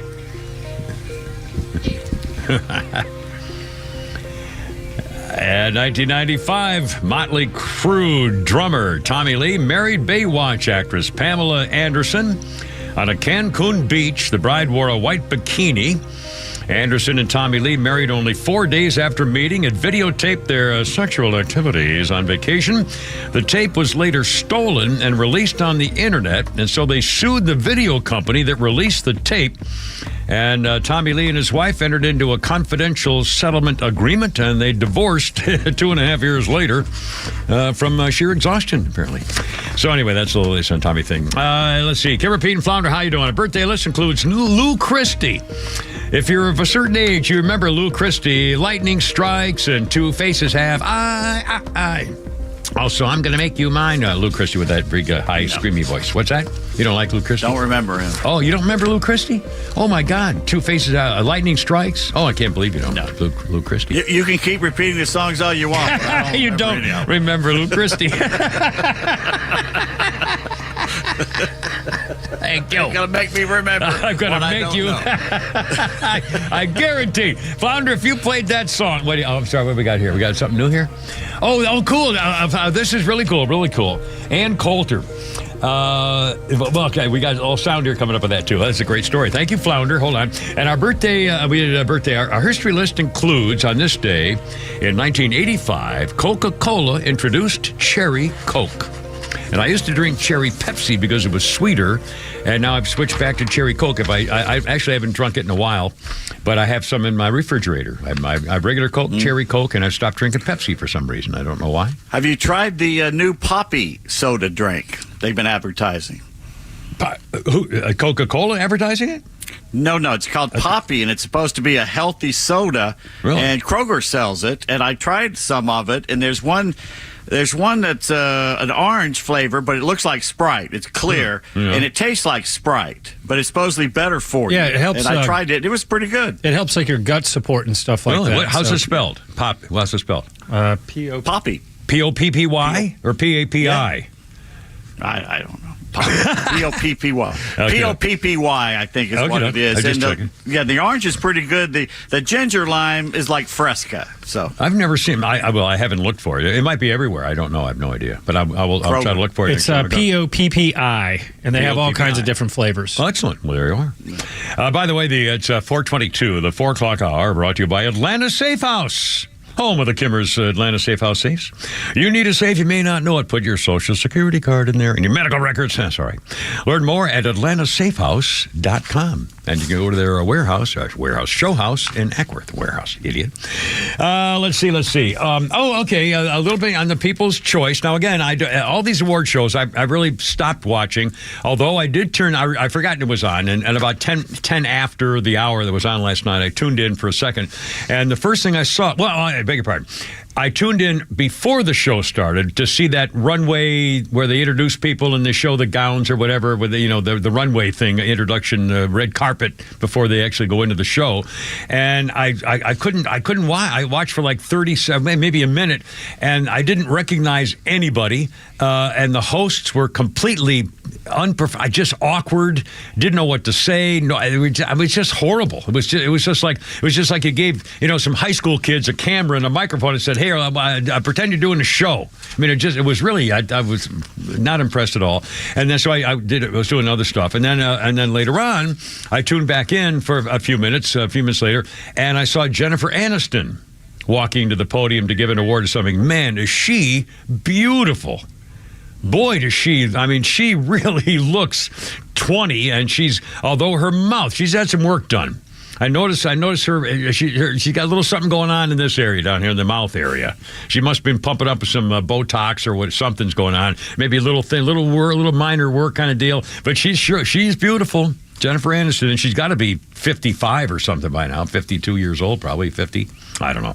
Anyway, I will give you a list of a couple of the winners. Again, I didn't watch it, and I don't really care that much because most of them I haven't seen and probably will never see unless it shows up on my TV. But one of the, it was kind of a social media reaction to Adam Sandler. And again, he was given the award of Man of the Year. He joked about thinking he was given the award of Sexiest Man of the Year. And so he gave his speech. Here's the sound of Adam Sandler's speech. And then there's some reaction from people who were a little freaked out by it. Flounder, if you would, sir. So when my agent called me and said I won the People's Choice Icon Award, I think I misheard him. I thought he said, congratulations, Adam, you won the People Magazine Sexiest Man Alive. So I wrote a speech for that. I would like to say thank you for recognizing me as the man who made our entire country the horniest this year. And was by far the most talked about person in the bedroom by couples or thruples during fantasy role-playing slappy time. I am trying to be gracious, People Magazine, but I have to admit 3 words keep popping into my head right now. About freaking time. Well, he added the award will sit proudly on my nightstand where it will witness many feats of romantic gymnastics performed gently on my fine-as-hell wife, before he showed his wife laughing. He then addressed, quote, what's underneath all these baggy clothes and the internet can't get enough of, before comparing his pee-pee to a Pinocchio. Wrapping up, he tossed out some advice to the ugly folk out there, encouraging them to embrace your chubbiness, lean into your goofiness, and start hanging out with David Spade and Rob Schneider so you can look handsomer and 3 feet taller than you really are. So there were some people saying, now, wait a minute, it was a little wrong, a little something. But that was Adam Sandler, and, what the heck? It was all TV. And again, I didn't see that. I watched a few minutes of it, and the only thing I saw really was how Jennifer Aniston looked so beautiful, although she had some work. I'll bet you she had a little mouth thing going there. Let's see some of the just quickly, a few of them. The movie of the year was Barbie. The action movie of the year was The Hunger Games, The Ballad of Songbirds and Snakes. Nobody saw. I never heard of that. How many Hunger Games have there been? And is this still that little Jennifer Lawrence chick still in those? No. She's long gone. Well, then why would they even have it? Well, I guess because they get people to go. Let's see. That was the action movie of the year, Hunger Games. The comedy movie of the year was Barbie. The drama movie of the year is Oppenheimer. The male movie star of the year is Gosling for Barbie. By the way, holy cow! Now this can't be right. Oh, wait a second. Now I must have gotten. Hold on here. I see. I screwed up. Female movie star of the year. I didn't get those down. And all right, I'll be an action movie star. Oh, I really screwed up. My pen's running out of ink. Oh crap! Hold on. I got another one. Hold on. Everybody, stay where you are. Look at this. See, look at this, huh? This is going in the garbage, and this is the replacement. All right. Let's see. Male movie star of the year is Ryan Gosling. Female movie star of the year is Margot Robbie for Barbie. Action movie star of the year is, now where the hell is the winner? Action movie star of the year. Oh my God! It doesn't say. It doesn't say who freaking won it. Oh, no, yes, it is. Rachel Zegler for The Hunger Games.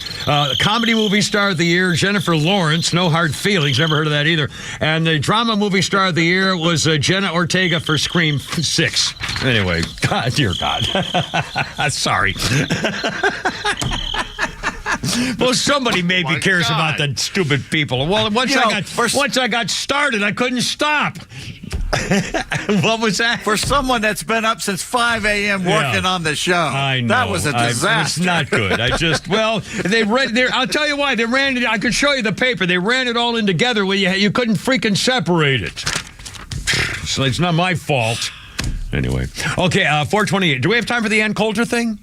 This is pretty cool. Ann Coulter was with Bill Maher, and she got talking about racism. And remember I said to you the other day, I think Pete and I both made the point, the shooters in Kansas City, the kids, if they had been white wearing MAGA hats, it would have been the #1 lead story, white supremacy takes over, shooting millions of people in a Kansas City parade. Yeah. Instead, they're black kids.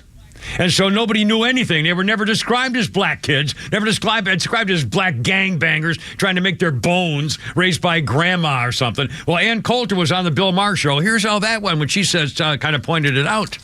I mean, we don't know who did this shooting, by the way, the Super Bowl shooting. We have some idea. Yes, we do. If it were a white man shooting, we'd know. Well, we don't know. But they haven't. That's how we know it's not a white man. I can tell you that much. But you think they're repressing that reporting? They wouldn't tell us about the transgender woman that shot up the Christian school for what, like a year? Yeah. San Bernardino, out here. Remember the crazy terrorist Muslims? That's when I first noticed, they're not telling us who it is. Not a white male. The longer they go without telling you, it's not a white male. Okay, well, for this one, for right now, as of Friday night, February 16th. We know. We don't officially know. Yes, we do. Okay, you know, you have special powers. Yes, we do. Oh, please. Now, see, Bill Maher, Bill Maher is really doing a lot better than most of the liberals I know who have any kind of a voice or a pulpit. But still, he should have taken the opportunity to say, you know what, you're right. If that had been white guys, I mean, we know it wasn't white guys because they would have said so. He can't do that because he'll lose half his audience. Right. But he's pushing the edge. I mean, I thought he could have gotten away with that. And I thought it was too bad that he said, well, you know better than anybody else. That was just snot. No. See, race is the third rail for Democrats. They won't touch race. Yeah, it's true. They could do trannies and gender maybe, but surely not race. Yeah, politics, so. Yeah. 4:30 already. Holy cow. Kimmer, Pete, and Flounders President's Day. And coming up, though, an icky story on the Mamas and Papas family history. And the Dukes of Hazzard racism. And Snoopy's making it up to the little black kid from 1973. Snoopy's got to apologize for a Thanksgiving cartoon 51 years ago. Next, 4:31.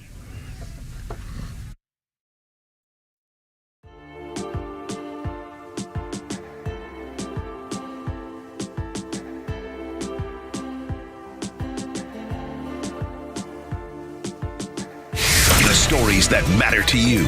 These are your Georgia headlines. Presented by RBM of Atlanta, your Mercedes-Benz connection since 1964. The presidential primary is officially underway in the state of Georgia. With over 36 polling locations in Fulton County and 15 in DeKalb County, voters can vote early up until March 8th. The primary is set for March 12th. Georgia is an open primary state, so voters can select either party during the primary process. DeKalb County police are searching for a gunman who is accused of shooting a Lawrenceville Waffle House employee. Police say the shooting happened shortly before 6 a.m. when a customer and an employee got into an altercation, which ended with the customer pulling a gun and shooting the employee in the arm. Police have not given a description of the shooter, but have said they are looking for someone in a purple car. Scott Rhino, Extra 106.3. For more on Georgia politics and the latest breaking news, follow Extra 106.3 on social media or download the Extra 106.3 app. If it's time to buy a new car, what are you looking for? Price? Sure, that's easy. Anyone can offer you a good price, but not everyone cares about your community as much as we do. At Subaru of Gwinnett, there's a lot to love. You'll love our staff, our service department, the entire experience. Because at Subaru of Gwinnett, it's about way more than buying a car. It's investing in your community and loving the people you do it with. During the Subaru A Lot to Love event, come in for a test drive and find great offers on the 2024 Subaru Outback or the model that best fits your lifestyle. And yes, we check a lot of boxes: safety, value, and of course, loving what you drive. Start your shopping online at SubaruofGwinnett.com and find the ride that best suits you. Learn about our incredible staff and find out how your next purchase will benefit your community. We promise you'll love it, because love is what makes a Subaru a Subaru. Subaru of Gwinnett, Satellite Boulevard in Duluth, and online at SubaruofGwinnett.com. Hi, I'm Mark Beckham with Atlanta Ramjack. We specialize in only foundation repair. What makes Atlanta Ramjack special is the crews. Our crews are the most experienced people in the industry. Foundation repairs has many aspects. We do helical piers, hydraulically driven piles, we do polyfoam injection, we pressure grout, we do carbon fiber reinforcement. There's multiple solutions to foundation repairs. If you see any signs of foundation issues, please contact us at atlantaramjack.com.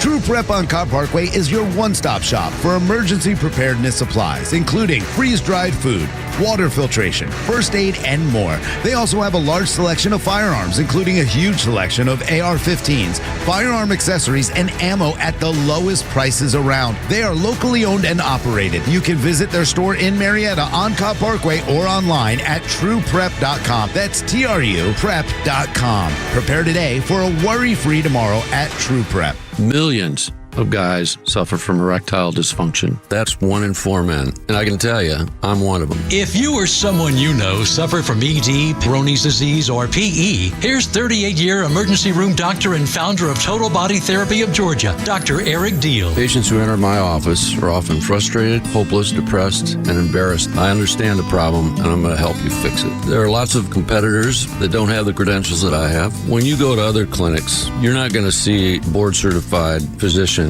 with the experience that I have. When you come to our clinic, you're going to see me. There's just not one therapy that can solve these complex issues. I'll do a complete history and physical prior to any treatment that we use. Take it from me, Dr. Deal. When it's not hard, it's really hard. Call Dr. Deal for your free one-on-one evaluation and resolve your ED, Peyronie's, or PE issues. Total Body Therapy of Georgia, 404-777-1911, 404-777-1911, online at stopmyed.com.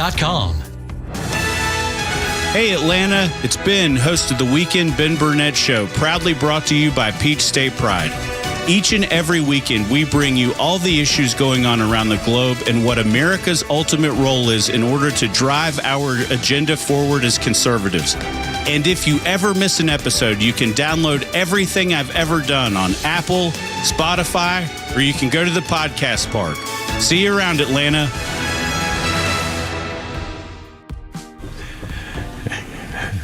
Look out.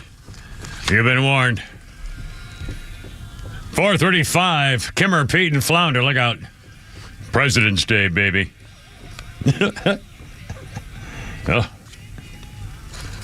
Oh, my.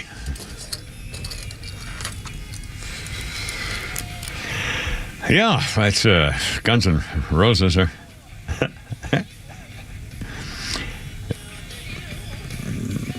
Well, it must have been an awful lot of angry people back in the 80s and 90s that I didn't have contact with, apparently. How could you?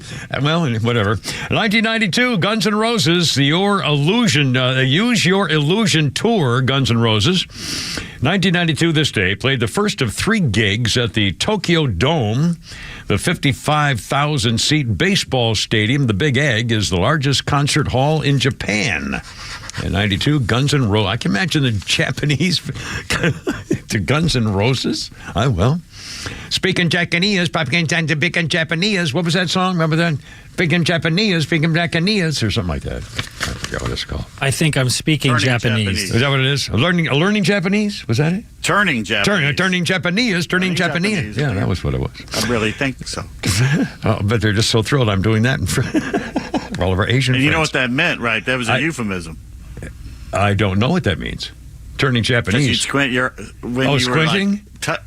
When you squint your eyes when you're like touching yourself. Oh my God. So it's like an arrival of self-happiness. Oh my God. That's what the turning Japanese means? Yeah, waxing the old dolphin. He's waxing a shillelagh. Is that holy? Flogging the bishop. Oh. Taking Elmer for a walk around the block. I don't even understand. I had no idea. Dear Lord, 4:37. Birthday list includes Victoria Justice, 31. She was Janet in Fox's Rocky Horror remake. You remember her as Lindy Sampson on Eye Candy and Tori Vega on Victorious. Victoria Justice, 31. And I saw her picture, and I really don't think I've ever seen her in anything. But she's famous, but I don't know why. And this day in history was 1878. Oh, this was funny. Thomas Edison wrote about this. This day in 1878, Thomas Edison received a patent for his phonograph, and he said he used to have the most fun. He'd get the turntable going like at 78 RPMs. He'd put baby kittens on there, fire it up, and then watch them go slamming into the walls. He'd laugh laugh and laugh. Oh, Thomas Edison. God, he had such a wacky sense of humor. Let's see, 4:38 here now with the Kimmer, Pete, and Flounder. Oh, you mentioned the Ann Coulter just said, well, if those kids had been white, we'd have known it. And they didn't mention anything on the Kansas City shooter kids because they're teenage black kids. Well, the mayor of Kansas City, Quentin Lucas, is now accusing the governor of Missouri, Mike Parson, of using a dog whistle, talking about the Kansas City Chiefs Super Bowl parade shooting. The mayor made the comment during an appearance on a radio show, told the host that he had seen similar incidents of alleged racism time and again. Here's what happened. The two minors charged with the gun-related offenses, 2 juveniles. That's out. The only way they ever explained them was 2 juveniles, 2 youngsters. Let's see. The question came up. The way they write this is totally wrong. Certainly, the question came up about incidents like this. Following the shooting, the governor, Mike Parson, had said, quote, "We can't let some thugs just take over and ruin what happened." Well, the mayor said, "I have respect for the governor. We get along. I disagree strongly with how he would describe the situation. I certainly do think this is criminal activity. It was lawlessness, and I think that's troubling. But thugs? Thugs is a dog whistle in most classic sense. I've seen this dog whistle time and again. It's a kind of giant conservative, conservative theory on social media, how that the reason these mugshots haven't been shown is because the purported defendants are black. And if it were a white defendant, we would have shown them. That's absolutely preposterous," says the mayor. "They are our protections to juveniles." Oh, kiss my ass. You could have described them as 2 young black members of gang. I mean, come on, give me a freaking break. Yeah. What have I been saying for years now? It's going to get to the point where you can't look at them. If they're a person of color committing murder, rape, shooting 9 kids at a parade, you won't be able to even look at them or say anything about them because that makes you a racist, and that's worse than whatever they do. And by God, you better not refuse them bail. You better let them in custody of their parents or something, or the nearest social club or something. Good Lord. By the way, the word thug came from India. It's an Indian word. It's not an African word. It's not a black word. Whites didn't coin that. It's from India. Well, it doesn't matter where it came from. They're still hoods. They're thugs, hoods. I mean, gangbangers. But what call them? Well, I mean, who cares what the freaking thug doesn't mean? Only black guy. A thug is in fact, hell, a thug to me was never a black guy. It was the greasers and who had all the hot wrecked up cars and screaming down North Street in your town and Saturday nights and screaming. The 1930s. Yeah, exactly. The gangsters. Yeah, they weren't black. They were thugs. Yeah, they weren't black. ZZ Top has a song called Thug. Yeah. It's not about black guys. What a bunch of crap. Again, this is the freaking mayor saying, well, the reason we're not calling them black is because we don't want to call them black, but we'll pretend it's because the word thug is racist. This is unbelievable. In fact, John Schneider, the Dukes of Hazzard star, is now getting ripped on social media because of a Beyonce comment about a song played or not played in Oklahoma. It all started when a little radio station in Oklahoma was asked by somebody to play the new Beyonce song. And the general manager wrote back, apparently by mistake on Twitter or something, and said, we do not play Beyonce on KYKC as we are a country music station. Well, then the fans got out and said, well, you're racist. You're not playing Beyonce because you're racist. Your stance on the artists of color. You contribute to the narrative of racial bias in the country community. And the guy said, wait a minute. We didn't know she was doing a new song. We haven't heard it. We don't know anything about it. We're a little teeny radio station. We don't have, like 50 guys in production and marketing and stuff to go through this stuff. And the guy said, we love Beyonce. We play her on our other top 40 and adult stations, but we're not playing her on our country station. We haven't even seen the song yet. So, again, jumping to anything they freaking can to make sure that they can play the race card every freaking possible chance they can. How about this? There's a new Peanut special. And it's coming out called the Charlie Brown Thanksgiving Redo. Yes, the new comic strip Peanut special is focusing on the comic strip's first black character, Franklin, addressing a controversial scene from the 1973 special, A Charlie Brown Christmas. The new special is called Snoopy Presents Welcome Home, Franklin. It was dropped on Apple TV over the weekend, addressing the controversial scene where Franklin is shown sitting on one side of the dinner table while the rest of the guests sit on the opposite side.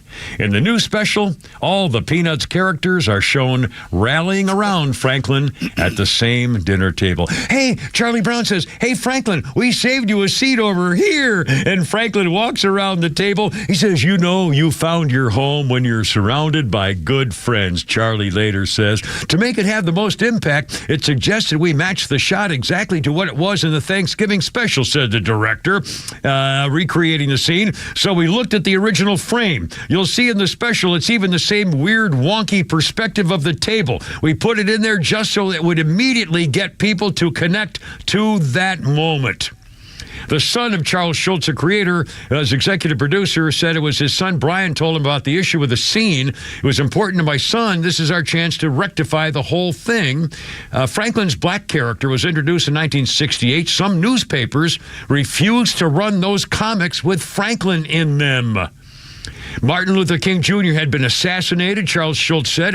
A young school teacher had seen this, profoundly affected her. She thought one way to get a better message out was to reach out to some of the characters. Oh, now my thing just went down.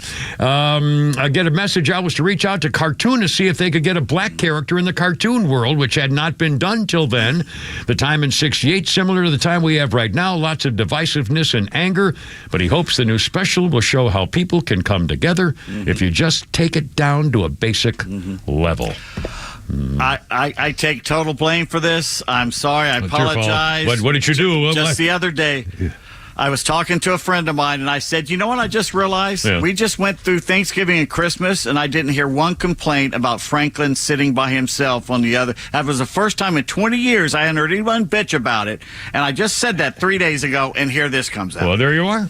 Well, now they're making up for it. Pete Davis is responsible for finally the racism of Charlie Schultz and Brown and Chippy and Snoopy and Peanut and all the rest of them is finally going to be ending forever. Thank God the world will now be a better place 51 years later. All racism is ended. Franklin gets to sit on the other side of the table. Thank God we finally come together. We finally come together. And Charles Barkley's going to try to bring it all back down again in a minute here. You're going to hear him. 4:45 already. Holy cow, look out.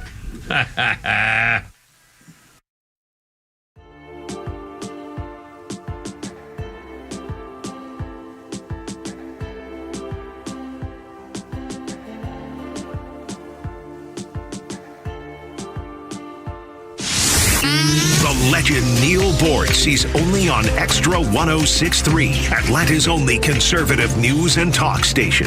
The best we can hope for in this election is to have, especially if Biden manages to win, is to make sure that the Republicans keep control of the House and get control of the Senate. Borks weighs in with commentary every day and is live with the Morning Extra on Tuesdays. Atlanta Talk Radio legends are only on Extra 106.3. Spring is right around the corner, and the folks at Howard Brothers are gearing up. If you need a new mower in 2024, Howard Brothers and Skag have it for you. Skag zero-turn mowers and Skag walk-behind mowers are a perfect solution for pro landscapers and homeowners who want to show off the amazing stripes of the lawns they manage. Howard Brothers' biggest one-day sale of the year is on Wednesday, March 6th. It's a great time to add a Skag to your fleet or to your garage. The grass is always greener when you take care of it with Skag and Howard Brothers. I think it's time to get rid of that old, ugly garage door. Get rid of it? All it needs is a quick repair. Where's my duct tape and WD-40? This is Dan Watkins with All Four Seasons Garage and Entry Doors, and let us be the ones to tell you if you need a repair or a replacement. If you have a wooden or uninsulated steel door, a replacement will always pay for itself with energy savings. But if your door is insulated and not very old, put down the duct tape and let us come out to service your door the right way. Head to allfourseasonsgarages.com or give us a call today. I enjoy a good night's sleep, and I like to breathe while I'm sleeping. My wife appreciates that, too. That's why I wear a CPAP. You want the right machine. You want expert advice. You want all the supplies that go with it. You get it all at CPAPs, etc. in Alpharetta. Machines, masks, tubing, filters, cleaning supplies, all of it, and they ship nationwide. Walk-ins, by the way, are welcome. CPAPs, etc. Alpharetta, CPAPSETC.com. Well, Michael, I want to thank you for your time, but unfortunately, we can't offer you the position. Why? Well, we got the results of your background check, and quite frankly, we were concerned. About what? Apparently, you were arrested for throwing a shopping cart at a customer? In my defense, he had it coming. At Horizon Background Screening, we find things that other companies don't. That's why companies that use us make smarter hiring decisions. Don't let the wrong hire put your company at risk. Get the real story on your candidates at horizonscreening.com.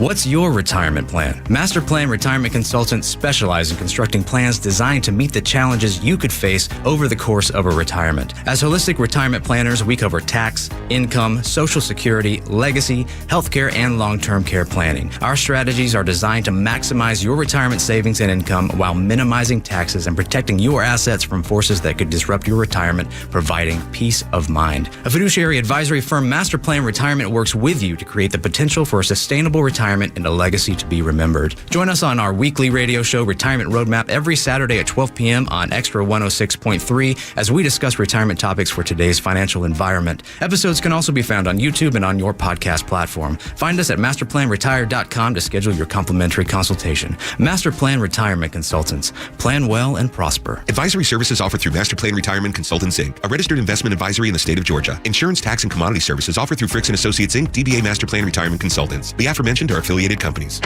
Join A Second Chance Bail Bond CEO Daniel Madelon and host Tug Coward for a new weekly radio show, Back Your Blue. They will highlight special initiatives, criminal justice programs, and community events aimed at keeping our communities safer. Tune in Saturdays at 10 a.m. to learn some good news about and from the law enforcement and justice communities. Tune in every Saturday at 10 a.m. or find it online at thepodcastpark.com or wherever you get your favorite podcasts. All right, look out. Here we go. Stand by. It's only the Kimmer, Pete and Flounder. Ozzy Osbourne. On this day in 1982, Ozzy was arrested in San Antonio, Texas, for taking a leak on the cenotaph,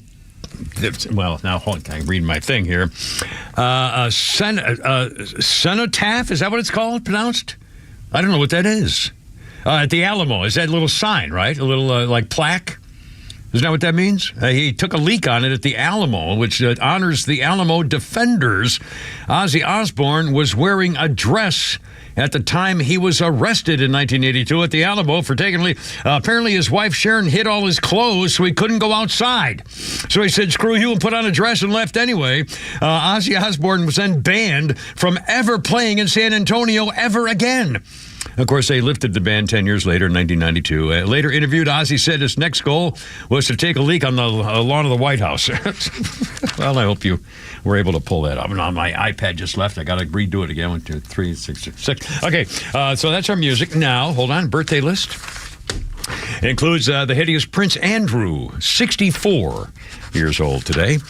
And let's see, just in, this is rather bizarre. The Democratic National Committee recognized that today is President's Day. And so the Democratic National Committee came out with a list saluting all the living Democratic presidents.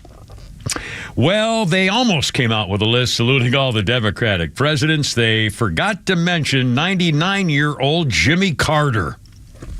They forgot to mention Jimmy Carter.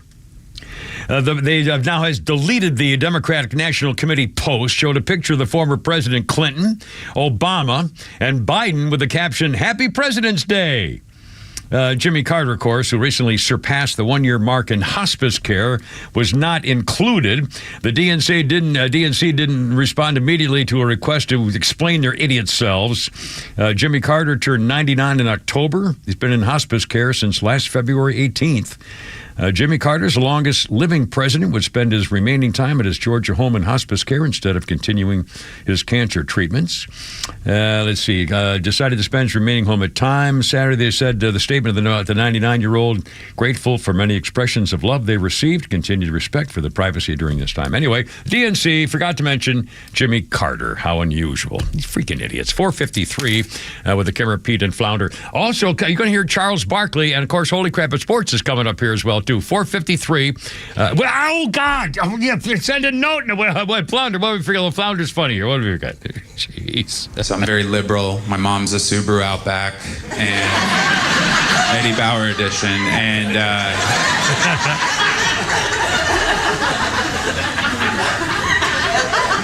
but I'll say this, the conservative family is so much more fun. They're so much more fun. Because I'll go home to like a Seattle event and they'll be like, we're having a vegan macrobiotic spread. Put out a piece of parchment for everybody to write their gratitude lists on. And for dessert, we're going to thank the moon. And then I go to my conservative family's house and they're like, we're having beer, we got ribs, and after dinner we're going to shoot hogs from a helicopter. It does sound more fun. That sounds like a lot more fun. I'm vegan and that sounds fun. Who's our buddy there? That's Andy Haynes. Andy Haynes. He sounds like a bunch of... Those guys are all great. Those are funny guys. Funny characters. They are funny characters. Anyway, 454. Exactly. Boom, right now. Now it's 454, 03, 04, 05. Okay. Kimmer, Pete, and Flounder. Charles Barkley. And of course, we have Holy Crap at Sports coming up later. Do you want to save this for then, Pete, or is this a newsy thing because it was a whole different issue? We lost him again. We lost Pete. Hold on. Got my mic. Oh, there we go. Yeah. Okay. It used to be we counted how many times he sneezed during the show. Now it's how many times he's not got my mic. Yeah. Well, no, that's okay. It's all right. We got. We have our little tally sheets and whatever they're for. It's fun to have to keep track of them. Anyway, Charles Barkley at the NBA All-Star Game, and apparently I didn't see it, but apparently the dunking contest was won by a guy who's played like 4 minutes in the NBA. It was embarrassing. Yeah. That he was good, or that no, it wasn't that. Just the whole thing was embarrassing. It was cringeworthy to watch. All of it. Why were they doing like stupid banging off the backboard? They're trying to market to a certain audience, and it's just not working. Yeah, I mean the whole NBA thing. It's not entertaining. I knew. I was pretty sure of that. I used to watch. One thing that was trending on Twitter this weekend was if the NBA All-Star Weekend should transform into a 3-on-3 and a 1-on-1 versus having the 5-on-5. Yeah. Yeah. Well, anyway. Now, Charles Barkley is watching the NBA All-Star business, and he was talking to Warriors forward Draymond Green and ex-Pacers star Reggie Miller, now an NBA analyst, on the TNT alternate broadcast during the NBA All-Star game in Indiana. And at some point, they talked about it was so cold in Indiana that they may want to change it and put it somewhere else. Well, here's how the conversation went. It's a little hard to understand. We'll go over it again after you hear this. But Charles Barkley pulled no punches when he talked about where he'd rather not go to have the next All-Star game. Hey, Reggie. Yes? If you had a chance of being cold or being around a bunch of homeless crooks in San Francisco, when you... Oh, that's crazy. You're not welcome. You're not welcome to say... We love San Francisco. No, we don't. Yes, we do. You can't even walk around. Yes, you can walk around. With a bulletproof vest and security. You live in Philadelphia. That little red button on that microphone that says coffee, just hold that... Well, he said... He says, you can't even walk around down there. And Green says, yes, you can walk around. He says, yeah, with a bulletproof vest. And then Barkley says it was not raining in San Francisco, but she says needed it. Quote, the bad thing about all this rain is not raining in San Francisco to clean up those dirty-ass streets they got there. San Francisco, it's a great city, but all that dirtiness and homelessness, y'all got to clean that off the streets. And he's right. It's a disgrace. The major said some of the most beautiful, worldwide, classy cities in the world. I mean, my God, San Francisco, and look, just from... and Los Angeles, the center of Hollywood and show business and entertainment, and it's filthy scumbag places. Mm-hmm. What a disgrace. When I traveled with the Falcons in late 90s, early 2000s, the San Francisco trip, we all marked it. That was our favorite trip of the year. Well, in 1980, I got hired. I left Atlanta for 2 years, and one of my excursions into television. And for 2 years in 1980, I was in San Francisco working for the NBC station. And I'm telling you, I was thrilled. I mean, I didn't want to leave, but I was thrilled because it was San Francisco. And I thought, oh my God, I got to drive across the Golden Gate Bridge twice a day. I lived in Tiburon and all these famous places. So I drove up to Mount Tamalpais and the Coast Highway and all these things. And man, I wouldn't go back there now to visit, let alone live in any part. Oh, Lordy. Anyway, at 4:58. Okay, now, coming up, we're going to talk about China Phillips and Mackenzie Phillips and stuff with the mamas and papas daddy that just are really creepy. We'll get to it a little after 5 o'clock. We'll get the latest on President's Day and some ranking stuff like that. But this just in. The Babylon Bee reports authorities have had no choice but to put down Stephen Colbert after the late-night host tragically went mad from rabies last week.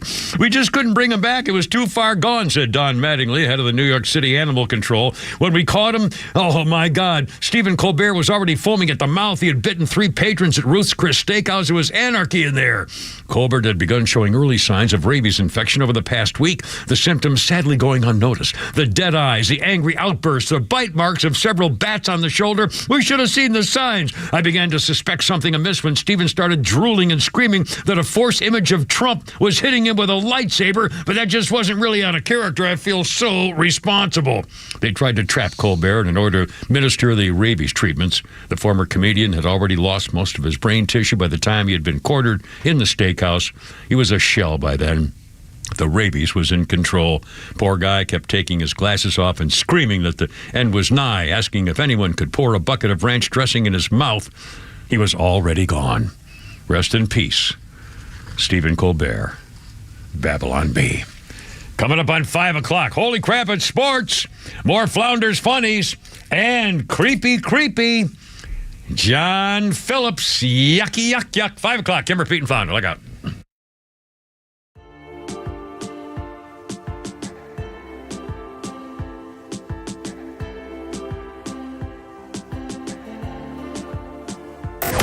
Is WFOM and W292EV Marietta, a Dickey Broadcasting Station. Locally owned and heard throughout Georgia on the Extra app.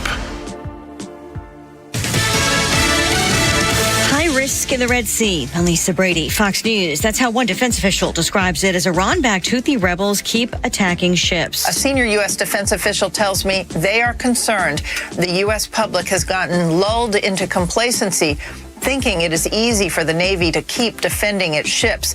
If one missile gets through and hits a U.S. warship, quote, the escalation that will follow is very serious and should give people pause. Fox's Jennifer Griffin at the Pentagon. The Houthis claimed to have downed a second U.S. Reaper drone earlier today. Part of President Biden's green agenda might stall, with the EPA reportedly rethinking tailpipe emission standards that were supposed to help speed a transition to electric vehicles. The original plan by the EPA was to make 67% of new car sales electric vehicles by 2032.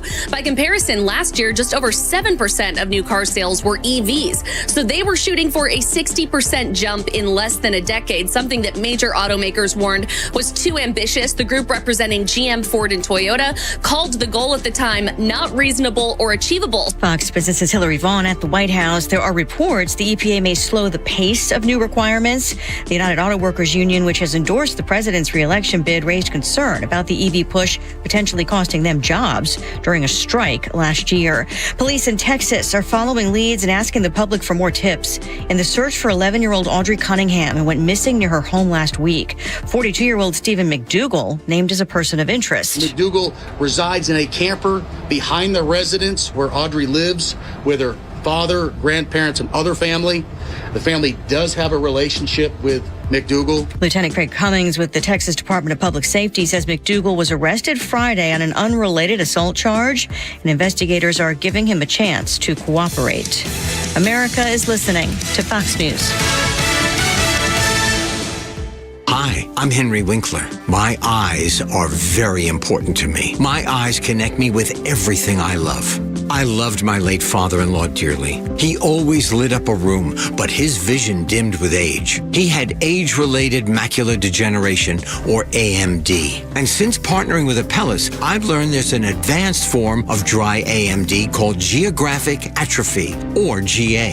His struggle with vision loss made me want to help others know about GA's warning signs. For some, colors appear dull or washed out. For For others, hazy or blurred vision make it hard to see details, like fine print on price tags. Many have trouble seeing in the dark, making driving at night difficult. GA gets worse over time and cannot be reversed. If you think you have GA, don't wait. Treatments are available. Ask a retina specialist about FDA-approved treatments for GA and go to GAWon'tWait.com.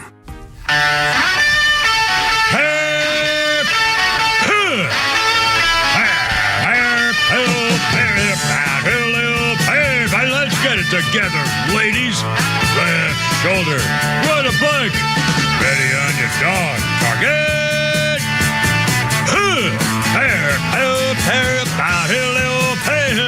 Road guards out.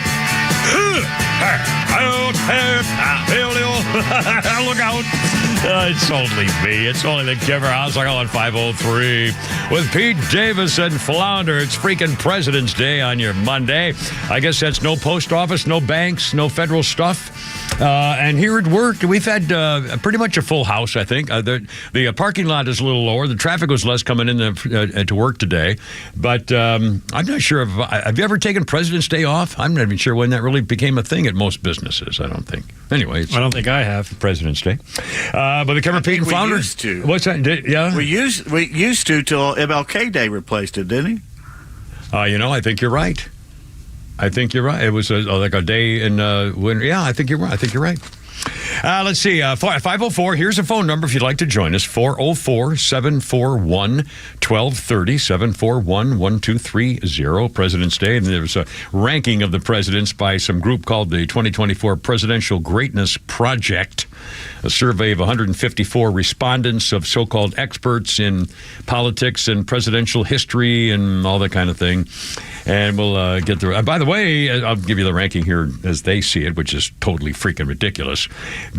Georgia is now ready and open for voting in the primary in March. You can vote right now. I don't know the second, but I guess you'd have to go to GeorgiaGov or GAGov.com or something like that to find out where they open. But the early voting is now open. In person, early voting is open in Georgia. I don't know. Of course, primary ballot is Joe Biden, Republican, Donald Trump, and along with 12 other candidates, including some who have dropped out. Georgia is an open primary state, which means you can vote in either one. Now, if you vote in the Republican primary and then in the Democrat primary, there's a runoff, you can't then suddenly switch and vote in the runoff for the Democrat primary. If you vote in one, you have to stay with that one. You can't. Once you vote, you can't switch. But you can vote in either one, which is a little iffy. Several states still allow it. What's that? I'd rather fight than switch. Yeah. Anyway, with new voting laws and over, so that's opening for Georgia. And by the way, the greatest president list has Donald Trump last, absolute last. Trump ranked last place, worse than James Buchanan, Andrew Johnson, Franklin Pierce, William Henry Harrison was ranked 41st. Reagan, let's see, the overall ranking was number one was Abraham Lincoln, and then Franklin Roosevelt number two, George Washington third, Theodore Roosevelt fourth best president, Thomas Jefferson number five. Other rankings, Barack Hussein Puditat, the divider-in-chief, the coward of the White House, seventh. Bill Clinton, the pervert, old crooked bang, 12th. Joe Biden ranked as the 14th best president we've ever had. Come on. Ronald Reagan was 16th. Joe Biden beat Ronald Reagan by 2 spots. It's a joke. It's a joke. Come on. I mean, please. What are you talking about? He got 81 million votes. Yeah, that's right. More votes than anyone in the history of the world. Amazing. Oh, my God. And, well, that's what they say. I mean, who are we to argue? The facts. By the way, you're slipping a little bit. You know that? What's that? I am? I just made a cigarette commercial joke, and you didn't get it. Oh, rather fight than switch. The Territon. I remember the Territon. Very good. And now, in fact, rather fight than switch included a guy with a black eye. And a woman, too. A woman with a black eye, rather fight than switch for your Territons. Now, let me ask you this. Do you remember the commercial of the cigarette smoking ad where there was a bite taken out of a straw hat? Was it a cigar? Nope. Oh, don't know that. Well, in fact, one time, my friend Dave Whittlesey and I, we were going to hitchhike from New England to the folk festival. Where the hell is it? Not Rhode Island. Newport folk festival. We were going to hitchhike, and we by doing that, we took a folding chair and his guitar, and I had a straw hat that I had taken a big cut out to look like I'd taken a big bite out of it, because at the time the commercial was very famous all over TV, and people would stop. Salem.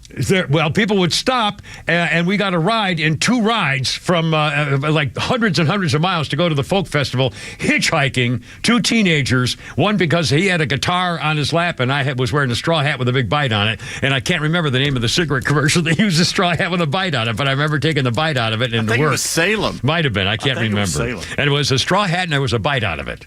I'd soon chew it on this and then lose my something or other. Cool. I don't remember. I do not remember. Anyway, 508 here with a Kira, Pete, and Flounder. Incidentally, this is kind of strange. You maybe heard over the weekend about the truckers' strike boycotting driving to New York City. And it was a huge thing. It was all over social media. Make America Great Again, protesting the $350 million fine against Donald Trump in New York for that ridiculous case. And so the truckers groups are saying, no, we're not going to deliver anything to New York City anymore, and maybe spread it to the whole freaking state of New York. Well, all of a sudden, I don't really understand this unless he just got kind of cold feet or something. But the guy who originally was named as sort of the starter of this, a guy named Chicago Ray, has now kind of walked it back.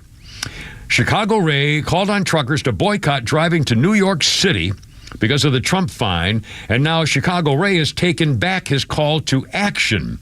I took that video down because it went viral, and my grandson's seen it on TikTok.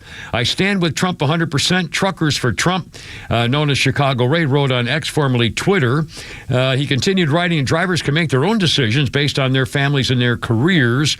I ain't the leader of any movement. I'm my own man, period. God bless America, God bless Trump, and God bless every truck driver in this country, he concluded.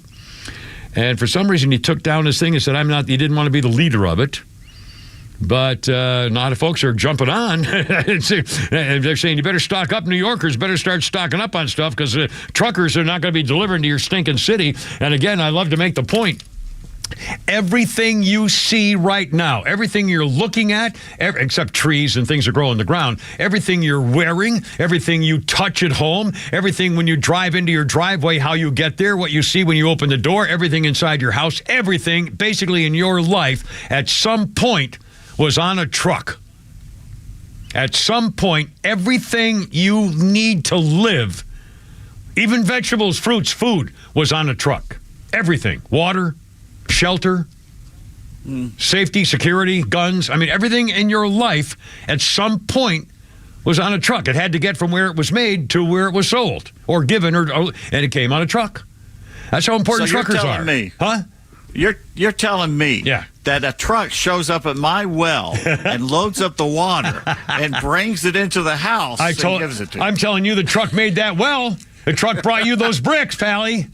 They brought you the bricks. They brought you the concrete. They brought you the water to mix it with. Okay, huh? See what I mean? I mean, it's unbelievable. I mean, really think about it. They had the water. I mean, seriously, but seriously, think about that. Everything you have anything to do with was on a truck. A truck. 511. Let's see. Again, we don't have time for the China fill. I don't want to get into this now, but going to sports. Just a quick thing. I love to read and quote the Babylon Bee, the satire website place. But guess what? In February 28th, the Supreme Court's going to hear arguments involving state laws in Texas and Florida concerning transparency in big tech companies requiring social media giants to publish their user standards and apply them fairly.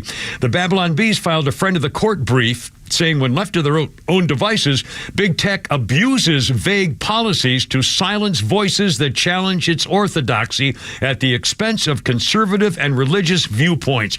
We know, hell, Twitter suspended the Babylon Bee for hateful conduct after it said Dr. Rachel Levine, the guy, Dr. Rachel Levine's site was Man of the Year, and they got banned from Twitter, appealing the mischaracterization of the National Shooter Manifesto, violent criminal organization sensation, they called it. If the leaked Nashville shooter is legit, what does it say about censorship in America?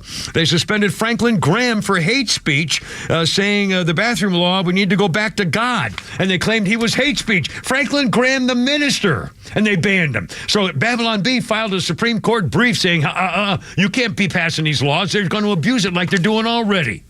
So there's your Babylon Bee taking some crap seriously, my friend. Anyway, it's 5:13. I can't believe it. Holy Crap of Sports is next. And we got it all with Pete Davidson, the Kimmer and Flounder. We'll see it. Don't go anywhere now. Hold on here. Don't go anywhere.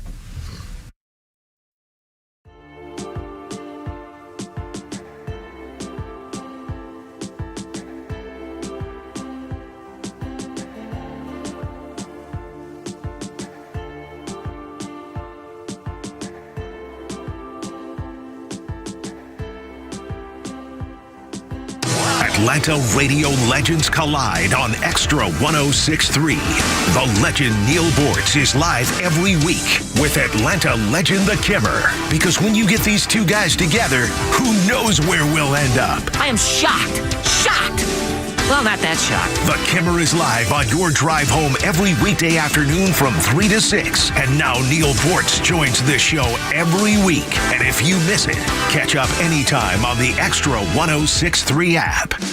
A new Braves season is around the corner, and tickets are on sale. The Braves' home schedule is jam-packed with great matchups, including the Texas Rangers in April, Red Sox in May, and Phillies in July. Plus, you better get your tickets now for when Shohei and the Dodgers head to Truist Park in September. 2024 will also be more amazing gate giveaways, like the Ronald Acuna Jr. bobblehead trio commemorating his record-breaking season. Replica chain giveaways featuring Michael Harris II and Orlando Arcia, a City Connect replica jersey, and the list goes on. Visit Braves.com/promos to see all of the amazing giveaways throughout the season and purchase your tickets. And fan favorite specialty ticket packages are back in 2024, including the Military Appreciation, Father's Day Catch on the Field, Star Wars, and more. Visit Braves.com/packages to see these special packages and the exclusive items that come along with your game ticket. Atlanta Braves baseball for the A. Is this the year you want to grow your business? Do you want to expand your team? Build a new office? Hey, it's Tug, and I want to tell you about First Liberty Building and Loan. Aren't you exhausted by going to lenders, building a relationship, and a week later, you're dealing with a new person? You won't have to with First Liberty Building and Loan. The Frost family has been helping businesses grow since the 90s, and they can help you too. They know the patterns, they know the ebbs and flows, and they know business. Now the Frost family wants to know you. FirstLibertyGA.com. Buying a building, building a building, buying a franchise, or expanding. Reach out and spend 10 minutes with them. See if you're a fit for them and if they're a fit for you. FirstLibertyGA.com. By the way, if you're a young banker and you want to work with a team that's faith-friendly with a culture of excellence, First Liberty might be a good match. Reach out to First Liberty Building and Loan at FirstLibertyGA.com. That's FirstLibertyGA.com. Job seekers, stop the endless job hunt. The Blue Collar Recruiter is your key to the career you deserve. Are you a skilled worker seeking the right opportunity? Look no further. We connect you with employers who appreciate your dedication and expertise. Technicians, electricians, plumbers, welders, and more. We've got it all, and opportunities are just waiting for you. So skip the frustration and let us guide you to your next job. Call the Blue Collar Recruiter, 678-916-6145, or visit thebluecollarrecruiter.com. Introducing Sonder Health Plans, your trusted local partner for Medicare Advantage in Georgia. Only in Georgia. With Sonder, you'll get comprehensive coverage that's tailored to your needs. They offer $0 primary care visits, $0 premiums, and access to a wide network of Georgia healthcare providers. Visit SonderHealthPlans.com now to learn more about their value-based care that won't break the bank. Or call 888-428-4440. Sonder Health Plans, your doctors, your neighbors, your friends. It's a mad world out there, but one thing is certain, everyone is trying to market something. So tune in every Saturday at 3 p.m. to the Marketing Madmen, who, along with a variety of industry expert guests, can help you make sense of it all. Whether you own a business and want tips to scale, or are a fan of the finer things in life and want to know how restaurants, golf courses, and wine companies try to sell you stuff, the Marketing Madmen is your ultimate destination for all things marketing. Tune in right here on Extra 106.3 every Saturday at 3 p.m. or search online for more content. Join the madness with the Marketing Madmen. All right, I got coming up a salute and a farewell to a famous Marine Corps sniper. Also, how the brothers in California stole millions of dollars from the post office, $100 at a time. But first, holy crap, it's sports with Pete Davis. Brave spring training in full throttle as the rest of the team reported down in Northport.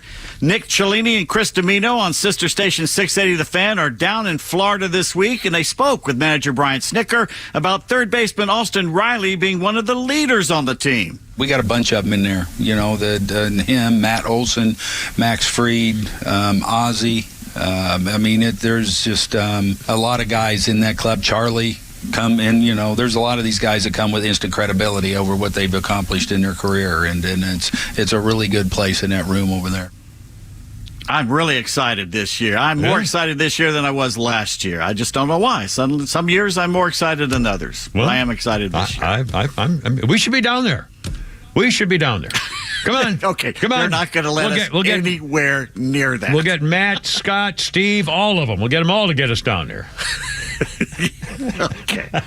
All right. Fox 5 reporting a coach from the Griffin Spalding Get Your Foot Off the Boat County school system arrested and charged with murder of his girlfriend up in Maryland. They arrested 43-year-old Carl Kearney Jr. of Griffin. Right now, he's the head coach of the Spalding High varsity football team. Wow. They arrested him up in Prince George's County Saturday. He walked into the police station and confessed to strangling his girlfriend during an argument inside a home.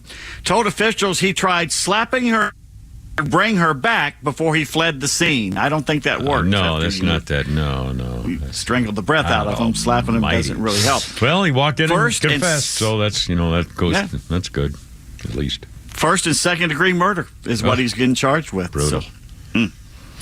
Forget days of thunder. It's been days of rain as the Daytona 500 finally underway down in Florida. And, by the way, I don't know who's winning right now, but they go a football field a second. Did you know that?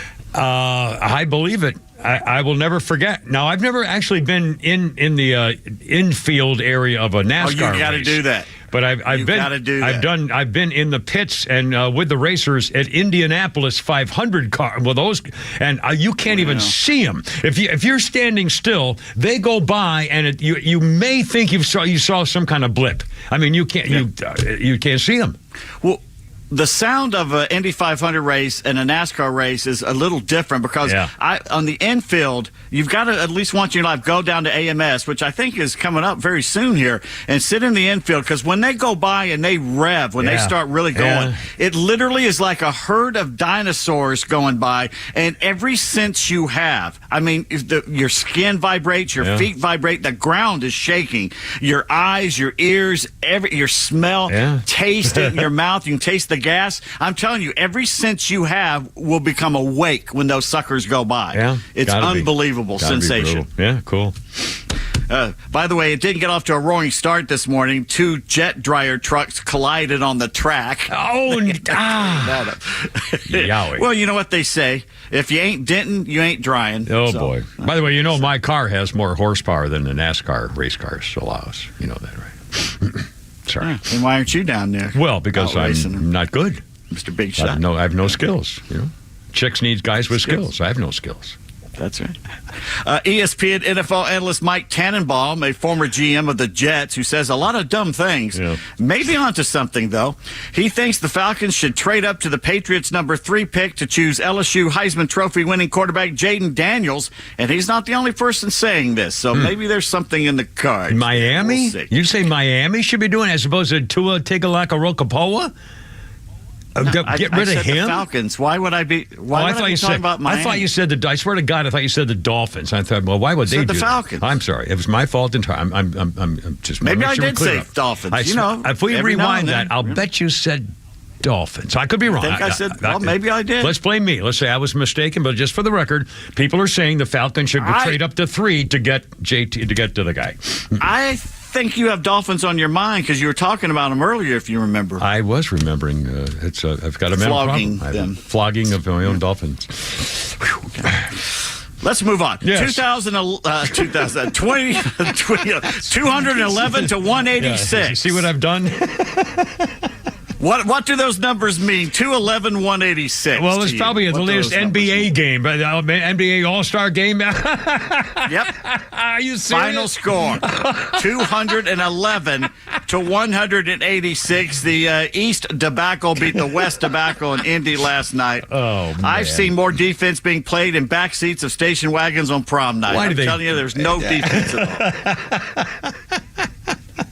The Hawks are back in action Friday night at home against the Raptors, and the Nets of Brooklyn have fired their head coach, Jacques Vaughn, a former Hawks player. So he is gone. Kevin Ollie replacing him interimly. College football, Texas is about to give head coach Steve Sarkisian a raise to $10 million a year, and that will just put him in the top 10 of salaries for head coaches in college football. Won't even make him number one. Wow. Yeah, that's amazing.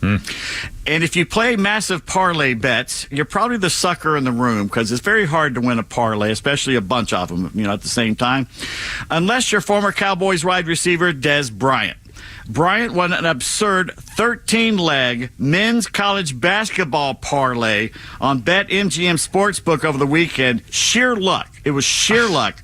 He placed $767 down, and guess how much he won? Well, now, wait a minute. Would you say 13? So basically, you had to get 13 things 13 right. 13 bets. You have to win 13. It's like a horse race. You have to pick all 13 in a row. So he had to pick. Holy crap! $700-something. 13 bets. I mean, oh God, it's probably $20,000. Higher. $37,000. Higher. $41,000. Higher. $116,000. Higher. $204,000. Higher. $394,000. Higher. $750,000. I'm not talking to you. I'm not talking to you anymore. Now you've made a farce out of this whole thing. Yeah, that's what I did. All right. He won $416,970.35. And it's just got to be guessing. There's no way you could pick 13 team winners with any kind of scientific knowledge because it's all human frailty. Anything could happen in a game. Guy gets sprained ankle, it's over. I mean, oh my God. This is how weird it got. Wow. He needed a late second half run from Nevada. They were down to UNLV. They needed to go 14-2 to complete the bet, and they did it. Oh my God. And he has a video of going up to collect his money, laughing with the person giving it to him, and it's like stack of 100s after another they're piling up in front of him. Holy cow. How cool is that? That's sports. Oh, excellent. Well, now, Pete, we have one quick thing here for you, if you don't mind, sir. It was on this day in 2010. Tiger Woods apologized publicly for his extramarital shenanigans. It was the first time speaking publicly since he crashed his car into a fire hydrant and his wife beat the crap out of him with a 5-iron. The televised news conference wasn't enough to save the marriage, though. Elin Nordegren divorced him 6 months later and was awarded $100 million. Tiger said, quote, "I was unfaithful, I had affairs, and I cheated. What I did was unacceptable," unquote, Tiger Woods. You know what bothered me? This was before, this was on this day in 2010, which was right before the Masters.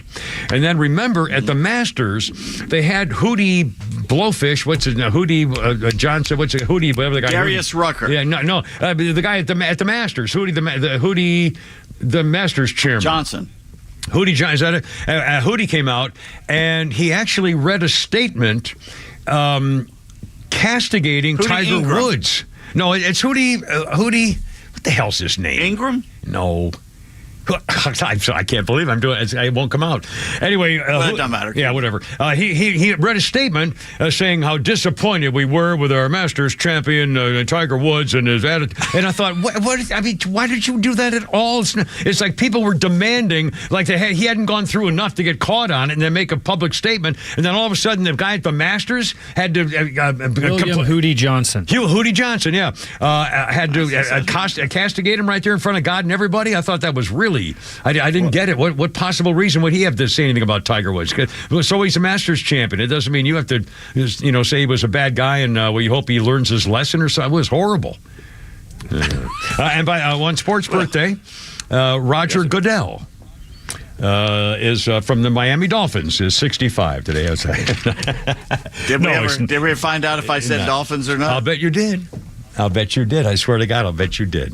In fact, Flounder, if you have, of course, Flounder's got nothing to do in there, so he'll get right on it. Anyway, 528 with a Kimmer Pete Flounder. Oh, let's Flounder. Bueller. Johnson. Let's do the chanting soundbite at the sneaker con here, Flounder, if you would. This was pretty funny. I mentioned that the truckers have been talking about boycotting in support of Donald Trump in New York City after the ridiculous amount of the fine by the New York judge. And so Donald Trump showed up at Sneaker Con over the weekend, and the liberals are saying this: "Oh my God, blanking love this. Trump is booed as the crowd chants, 'Let's go Biden.' These young folks are too smart to fall for his blankety blank and stuff." Well, fact of the matter is they were not shouting, "Let's go Biden." They were shouting something quite different. In fact, here it is, and Flounder had to edit out the bad word.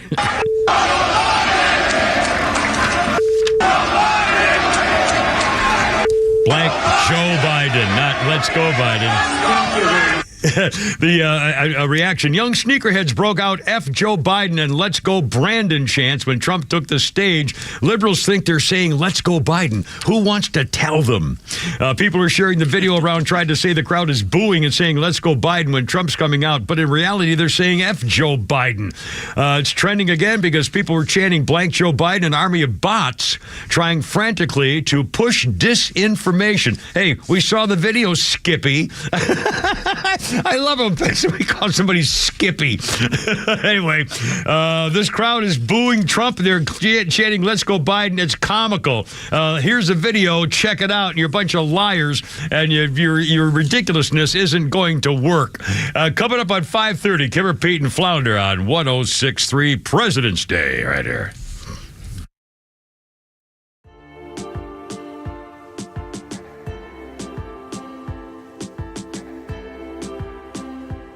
The stories that matter to you.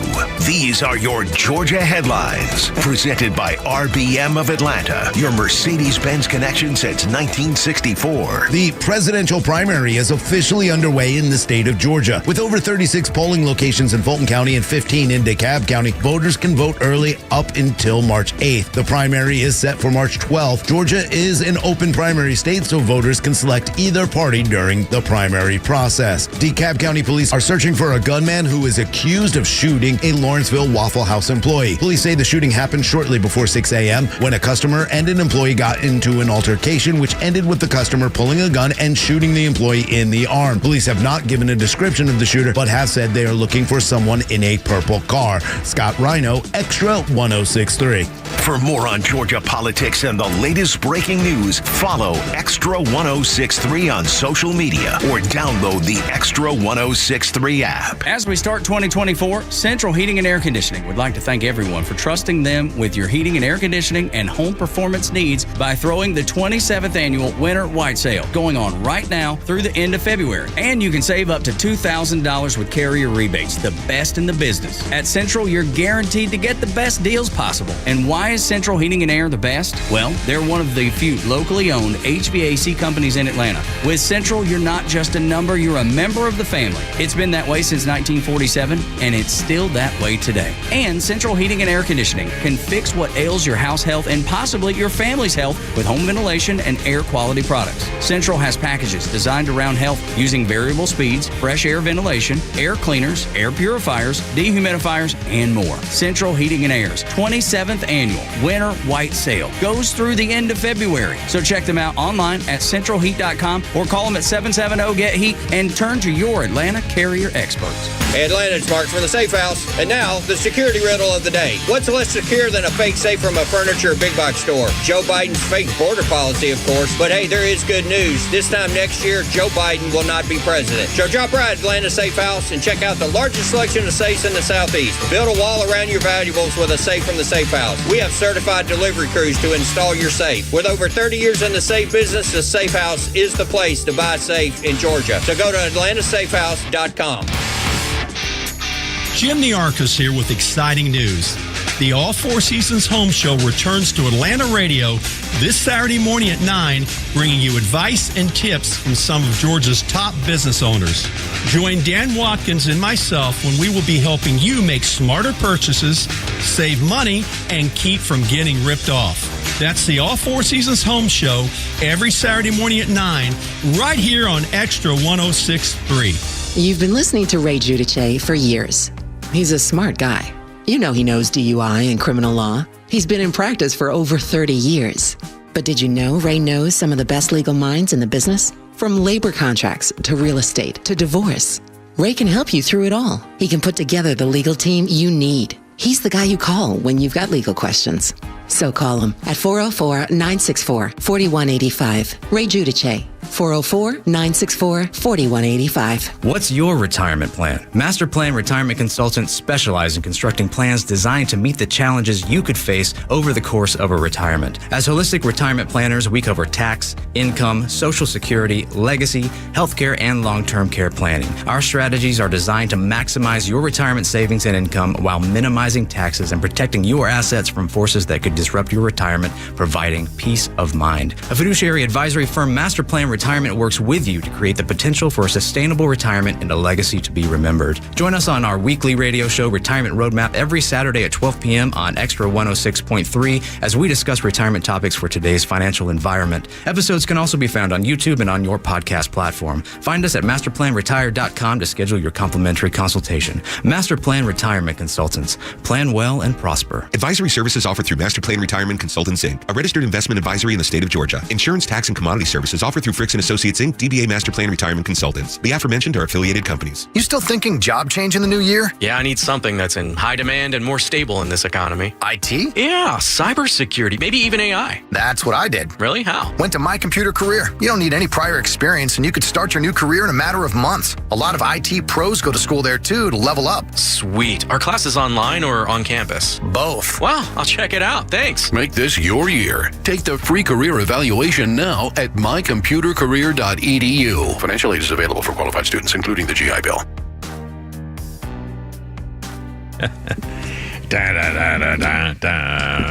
How you doing? Look out, it's only me. It's only the Kimmer. But Pete Davis and Flounder and AC/DC. Bon Scott. Bad day for Bon and look at my thing there. We're Froggy. Yeah, in 1980, AC/DC singer Bon Scott was dead on arrival at a London hospital at a heavy night drinking. And Mr. Scott was found in the passenger seat of a friend's parked car. He apparently had drunk himself to death and suffocated on his own riff. Yeah, God. Bon Scott, 1980, dead. Okie dokie. Our birthday list includes Jeff Daniels, 69, and they left out a bunch of ones that I think actually were pretty good roles in. Jeff Daniels in Amazon's American Rust played former FBI Director James Comey in the Showtime miniseries, A Higher Loyalty. He played Harry in the Dumb and Dumber movies, which was really, that just for that character actor. He was in the TV series The Newsroom, which was written by one of the Zorkin guys, the same guy who did West Wing, I think. And that was a good series. It was a really screaming liberal series, but it was really a well-done series, I thought. He was also in Terms of Endearment. And had a really different role in that, too. Jeff Daniels, 69 years old today. And, this is really cool. It's going to take me a minute. On this day in history, 1945, the tiny island of Iwo Jima got a lot bigger on this day. 3,000 Marines landed. They were open for business. The Japanese were ready for them, resistance well known. And on our birthday list today is Lee Marvin, who served in the assaults on Eniwetok and Saipan Tinian, 21 Japanese island landings by Lee Marvin, the actor, a member of the I Company, 3rd Battalion, 24th Marines, 4th Marine Division. Most of his division was wiped out. Lee Marvin was wounded in action during the Battle of Saipan on Mount Tapachau. Lee Marvin, the actor known for the 60s and 70s Academy Award for Best Actor in Cat Ballou with Jane Fonda. The man who shot Liberty Valance, The Professional. Boy, did you see the movie The Professionals? That was a tough movie with Angie Dickinson. The Dirty Dozen, Paint Your Wagon. In fact, The Dirty Dozen, I still have it on my DVR. It was on the other night, and I taped it. Paint Your Wagon, Shout at the Devil, The Big Red One. Lee Marvin was a decorated World War II hero, Purple Heart for his bravery as a scout sniper. Lee Marvin is buried at Arlington National Cemetery. His headstone reads, Lee Marvin, PFC, U.S. Marine Corps, World War II. Lee Marvin, on this day birthday, when they went to Iwo Jima, 3,000 jarheads. What's that? The Big Red One is a great war movie. Yeah, Big Red One. Was that the guy married to Madonna? Or I'm thinking this maybe something. Was Sean Penn? Mark Hamill wasn't. Was that? Wasn't Sean? Hamill Sean Penn was in one of the other ones. I can't remember what it was. Anyway, let's see. Oh, by the way, a stupid, funny thing. This is really stupid. Now I got a weird thing about Biden and CNN guy. I remember last Friday we were talking about how there's a whole thing on social media now where models and actresses will say if they go on OnlyFans or someplace that unbelievably one of the main things people want to see is pictures of their feet. And it's become a whole thing. In fact, I hit one of those like things on looking at my phone one day months and months ago because now I get leg, feet, shoe pictures all the time. I mean, so I must. Yeah, that's what happened. Okay, so we were talking about, and you said you said, well, feet are ugly. I said, yeah, no man should ever show his feet. Men should never wear sandals unless they're on the beach or walking a creek or something or in the shower. And I said like 92% of women should keep those puppies covered up too, and because like 8%, 10% of women have, what we would call pretty feet, or, like that. And you said, no, that gross. There's not one, name me one woman who's got pretty feet. And I said, well, Ariana Grande.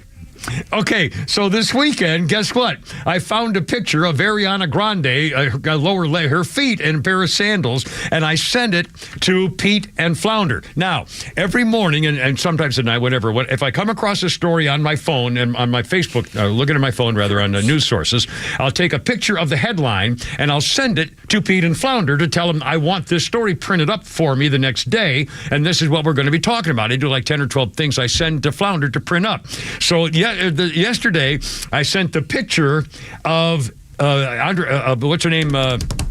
I can't remember her freaking name. Phyllis Diller. Ariana Grande, a picture of her feet, and I sent it along with my stuff that I send every day of the stories I want. And so I sent the picture of Ariana Grande's feet, and the picture also had some kind of a caption which said, "Who wore the sandals better?" Something like that. So Flounder actually printed it out, assuming that I wanted to talk about it as a news item, and actually printed the caption of the stuff on the thing. And I was only printing it to show Pete Davis there. If there's one woman that I think even you might have to admit that she looks pretty good in those sandals. I mean, it's a pretty picture. I put it on Facebook. Anyway, but Flounder thought, oh God, he's going to talk about this today. It wasn't a news story. It was just to try to show you guys. Anyway, so I've updated that and I'm done with that one. Let's see. You know what killed me? Have you seen those two young Gen Z guys from New York on video and social media complaining about the cost of inflation and everything? And the guy said, I used to get a haircut for $20 and now it's $40. Flounder, did you see that over social media over the weekend? The airways were flooded with these two guys, and they used to work for the union. They used to be union workers cleaning up scraps at the subway stations or something. Just two working guys, and then suddenly they're twin brothers and they're young Gen Zers, and they went on TikTok, and all of a sudden they're now influencers and they're making a living. They're doing it for a freaking living. Is there any way are you in? I can't even see. He may not even be in there. Are you in there? It's two brothers on TikTok talking about inflation. It was all over Fox News had it last night. If you can find it, it's fairly short. It's two of it in their horrible New York accent. And I got to thinking, my God, here's two guys. Here's how the world is changing. You can major in social media influencing in college these days. You can take courses in being on the internet. And these two guys were just two guys, as they were picking up scrap metal or something, and sanitation or janitor work, which is fine. And then all of a sudden now they're big shots on TikTok and social media. Who are they influencing, and what are they influencing them to do? I don't know. But they're making money. Somehow, a Flounder, I'm sorry, I thought this would be really easy to find. Apparently, it was all over everywhere in the last couple of days. It is. It's just on TikTok, and we don't have TikTok, so that's we don't. Okay. Well, never mind. Anyway, they talk like this. He said, my God, it was getting a haircut. It was like $15. Now it's $20. Now it's $40. I can't believe it. Wow, you're going to get me for $40. And it was stuff like that. And now they're making a living doing that, and we're here trying to bring radio back to life. I mean, how is it possible that those guys are making money and a living bitching on their cell phones on TikTok, and we're trying to make what could we influence people to do that would they pay us to actually influence honest them? to God, when I saw this over the weekend, I thought, oh my God, I mean, you can't be serious. I got Surely you can't be serious. I got it. Dating advice. But I mean, seriously, it's two guys on their phone in their car, and they're just talking. They were interviewed live on Fox News this morning. I mean, it's just the damnedest thing you ever saw, and they're making a living on social media just talking about how expensive it is to live. Well, God bless America. God bless America. 5:43. Oh, this is okay. Let me talk to this story. I'll get this done because I really don't want to talk about it. More information now concerning the daughter, China Phillips, daughter of the Mamas and Papas singer John Phillips. China Phillips, as singer, in a video called My Wedding Nightmare, posted on YouTube, recalls a really intense conversation with her father the night before she got married. She said, we were talking about earth-shattering stuff. My father was having a ton of feelings. I would weep, and I would go stoic again. What happened was, the night before she got married, he talked about, she gave me a ton of feelings. I would weep and I'd go stoic again. I'd weep and go stoic. Because my father had revealed some really big information, I felt blindsided. She didn't disclose exactly what was in the confession from her father, John Phillips, the singer of Mamas and the Papas. However, she said he needed to get something off his conscience. Well, here's the rest of the story. China Phillips has many half-siblings with her father. The eldest, of course, is Mackenzie Phillips and her brother Jeffrey from different wives. Mackenzie and Phillips spoke about their troubled childhood with their father in a previous video. Mackenzie has said for a long time that she had a consensual sexual relationship with her father, John Phillips. She claimed John Phillips, her father, raped her when she was 19, and then had a consensual sexual relationship that lasted for 10 years before she became pregnant. She claimed at that point the incest stopped and she had an abortion. In her conversation with Mackenzie in the video, China Phillips said, obviously, he's an amazing songwriter. You know, I love his laugh. There was this whole other side to Dad that was kind of like a monster. He was so dark, you just didn't know who you were going to get. It was very unpredictable.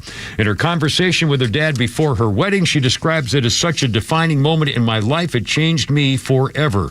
John Phillips died 23 years ago at age 65. And China Phillips married Billy Baldwin in 1995, and they have 3 children. Anyway, she was talking about, obviously, John Phillips, her father, was admitting things to her the night before her wedding to get it off his chest.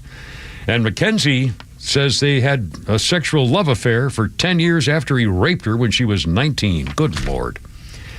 And now this is making a lot of this stuff is popping up on social media, man. They're going to everything. And they're doing it willingly. It's not like it's an investigation thing on 60 Minutes. Anyway. All right, look out. Hold on. 5:46 already. Kermit, Pete, and Flounder. 1063. It's President's Day Monday holiday.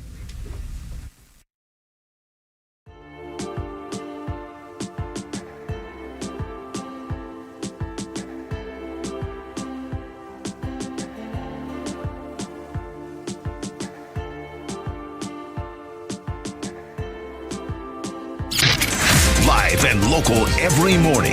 It's the Morning Extra with Tug, Rhino, and Los. Every guy that works there is just sweaty and obviously on marijuana.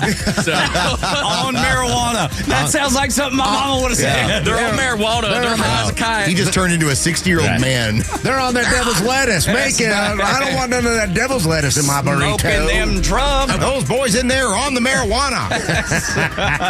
Anytime you put the in front of it, it is, I mean, that is. Marijuana. Or hit it like that. Yeah. Yes, absolutely. That wacky weed. Oh, that ganja, they call it. That's what they say.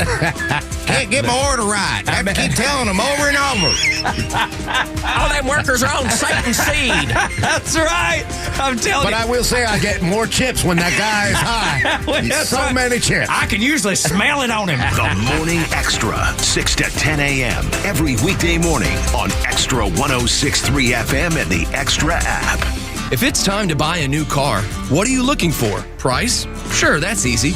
Anyone can offer you a good price, but not everyone cares about your community as much as we do. At Subaru of Gwinnett, there's a lot to love. You'll love our staff, our service department, the entire experience. Because at Subaru of Gwinnett, it's about way more than buying a car. It's investing in your community and loving the people you do it with. During the Subaru A Lot to Love event, come in for a test drive and find great offers on the 2024 Subaru Outback or the model that best fits your lifestyle. And yes, we check a lot of boxes: safety, value, and of course, loving what you drive. Start your shopping online at SubaruofGwinnett.com and find the ride that best suits you. Learn about our incredible staff and find out how your next purchase will benefit your community. We promise you'll love it, because love is what makes a Subaru a Subaru.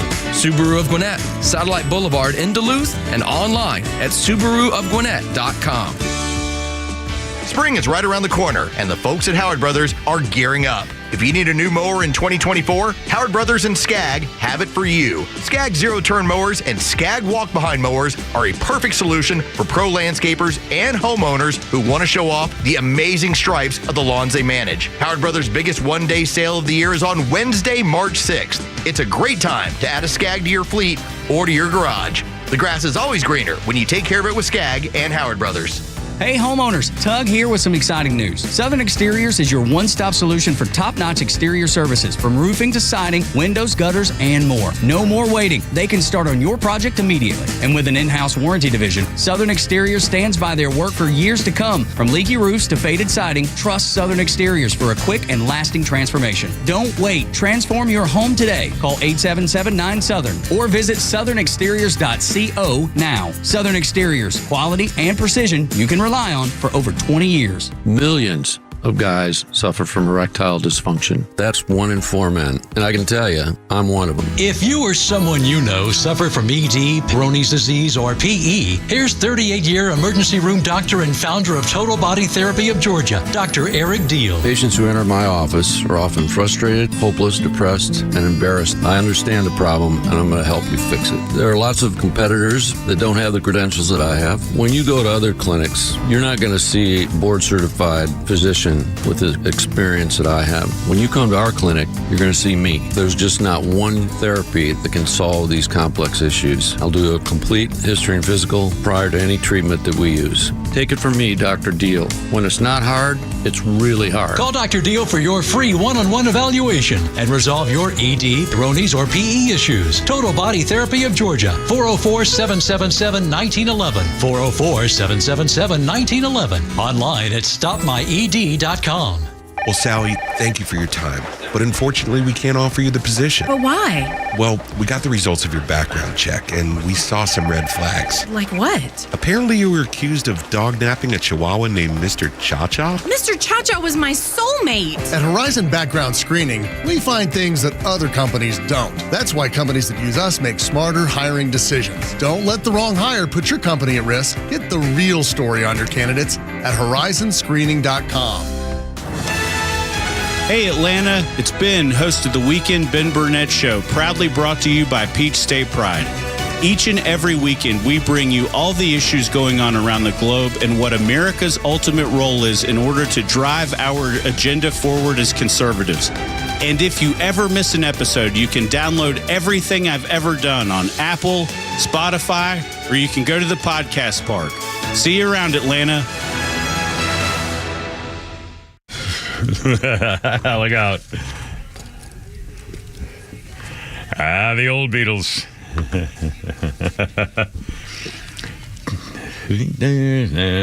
Change your time. The Beatles.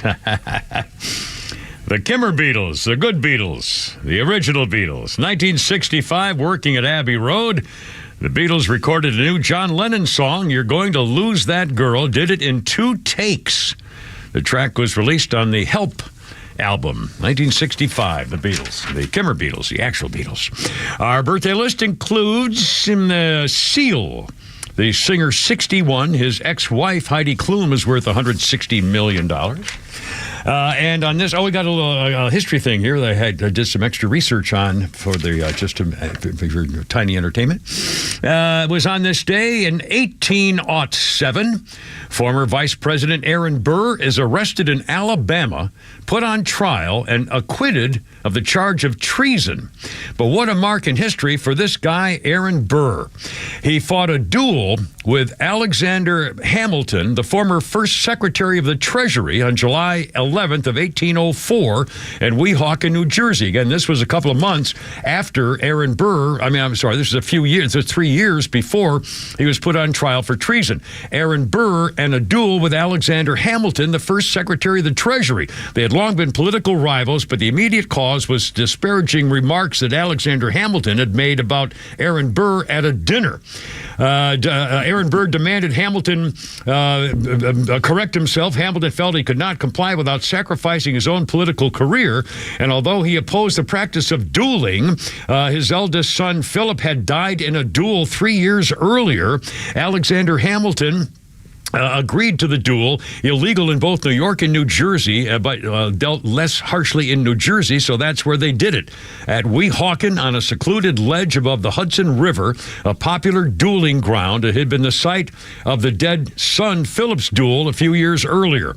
As he stood facing Aaron Burr, Alexander Hamilton aimed his pistol and then asked for a moment to put on spectacles. Hamilton, though, had already told his confidants and made it clear in valedictory letters that he intended to throw away his shot, possibly by purposefully shooting wide of Aaron Burr in the duel. The seconds they brought, the men they brought, the seconds on their side, offered conflicting accounts of who shot first and what happened, whether Hamilton missed on purpose or whether he shot wide as a result of involuntarily discharging his pistol after being hit by Aaron Burr. In either case, Alexander Hamilton missed. Aaron Burr did not. He shot Alexander Hamilton in the abdomen area right above the right hip, fractured a rib, tore through his diaphragm and liver, and lodged in his spine. After the duel, Aaron Burr fled to St. Simon's Island, Georgia, stayed at the plantation of Pierce Butler. He soon returned to Washington, D.C. to complete his term as vice president. He was charged with murder in New York and New Jersey, but neither case went to trial. Okay, so he had a duel, killed the Secretary of the Treasury, Alexander Hamilton, killed him in a duel. Yeah. Then went to St. Simon's for a while, took a little break, went back to become vice president again. And by the way, for the record, my little research here says, quote, it was not in the musical, but Alexander Hamilton's last words were, remember, my Eliza, you are a Christian. Spencer Perceval is the only British prime minister that has ever been associated with shot to her to say, oh, after being shot in 1812. There's something about the last words. But again, this was not in the musical, but he said, remember, my Eliza, you are a Christian. Anyway, yeah. Okay. 2 good book recommendations about Aaron Burr. They're both written by Gore Vidal. It's historical fiction. Right. One is Burr, B-U-R-R, and the sequel is 1876. And it's fiction, but it'll teach you so much about American history. Cool. By the way, check this out. Just in, a CNN reporter asked President showers with daughter. Let me do the whole story here. A reporter for CNN suggested that House Republicans have blood on their hands after the death of the Russian opposition leader Navalny, a notion that even President Biden didn't agree with. Taking questions from reporters today, President Stupidface was confronted by a correspondent, MJ Lee, for CNN, who said, Mr. President, would you go so far as to say that Alexei Navalny's blood is on the hands of House Republicans right now? now. I wouldn't use that term. They're making a big mistake not responding. He's talking about passing bills to give money to Ukraine to keep them from being overrun. Look, the way they're walking away, the threat of Russia, the way they're walking away NATO, the way they're walking away, meeting our obligations, just stunning. I've never seen anything like that, I don't believe. So he's going to try to nudge, whether it would nudge Republicans into passing Ukraine aid. And he says, gee, I hope so, but I doubt it'll change. It's unbelievable. Even the reports, well, is there blood on the Republicans' hands because you didn't give enough money to Ukraine? Oh my God. Let's remember, just the last bill gave $60 billion to Ukraine, one lump sum just in one payment to Ukraine, which is more than the entire yearly budget for the United States Marine Corps. And by the way, speaking of the United States Marine Corps, I mourn the passing and salute the service of Chuck Mulwiney, the deadliest sniper in the Marine Corps history, died at the age of 75. He was in Baker City, Oregon, passed away. He had the most confirmed kills in the history of the Marines, 103, and they say he probably had at least another 216 kills, the deadliest sniper of the entire Vietnam War. He never talked about it, never boasted about it, and then there was a memoir written by a fellow sniper pointing out that he had 101 confirmed kills and way more than that. This guy was his spotter. Historians say his exceptional career was true. He had 2 more confirmed kills than they thought in the beginning. He said it was the ultimate hunting trip, a man hunting another man who was hunting me. Don't talk to me about hunting lions or elephants. They don't fight back with rifles and scopes. I just loved it.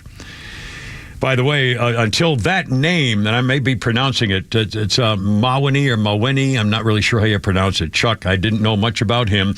The Marine sniper that I knew about it when my career there was Carlos Hathcock.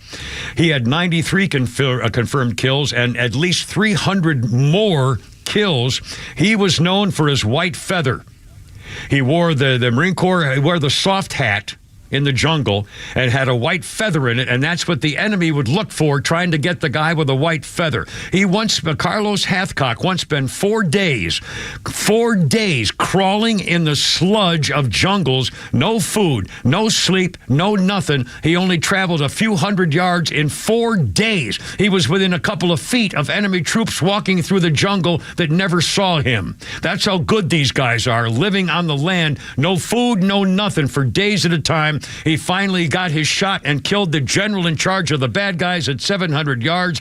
The longest shot for Carlos Hathcock for the United States Marine Corps as a sniper. The longest kill he had, 2,500 yards away. Marine Corps snipers, baby. Hoorah! And like the sign says, why do we make it getting welfare benefits for illegal immigrants as hard as it is to get benefits for veterans?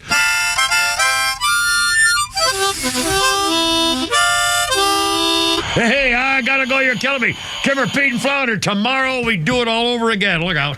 See ya.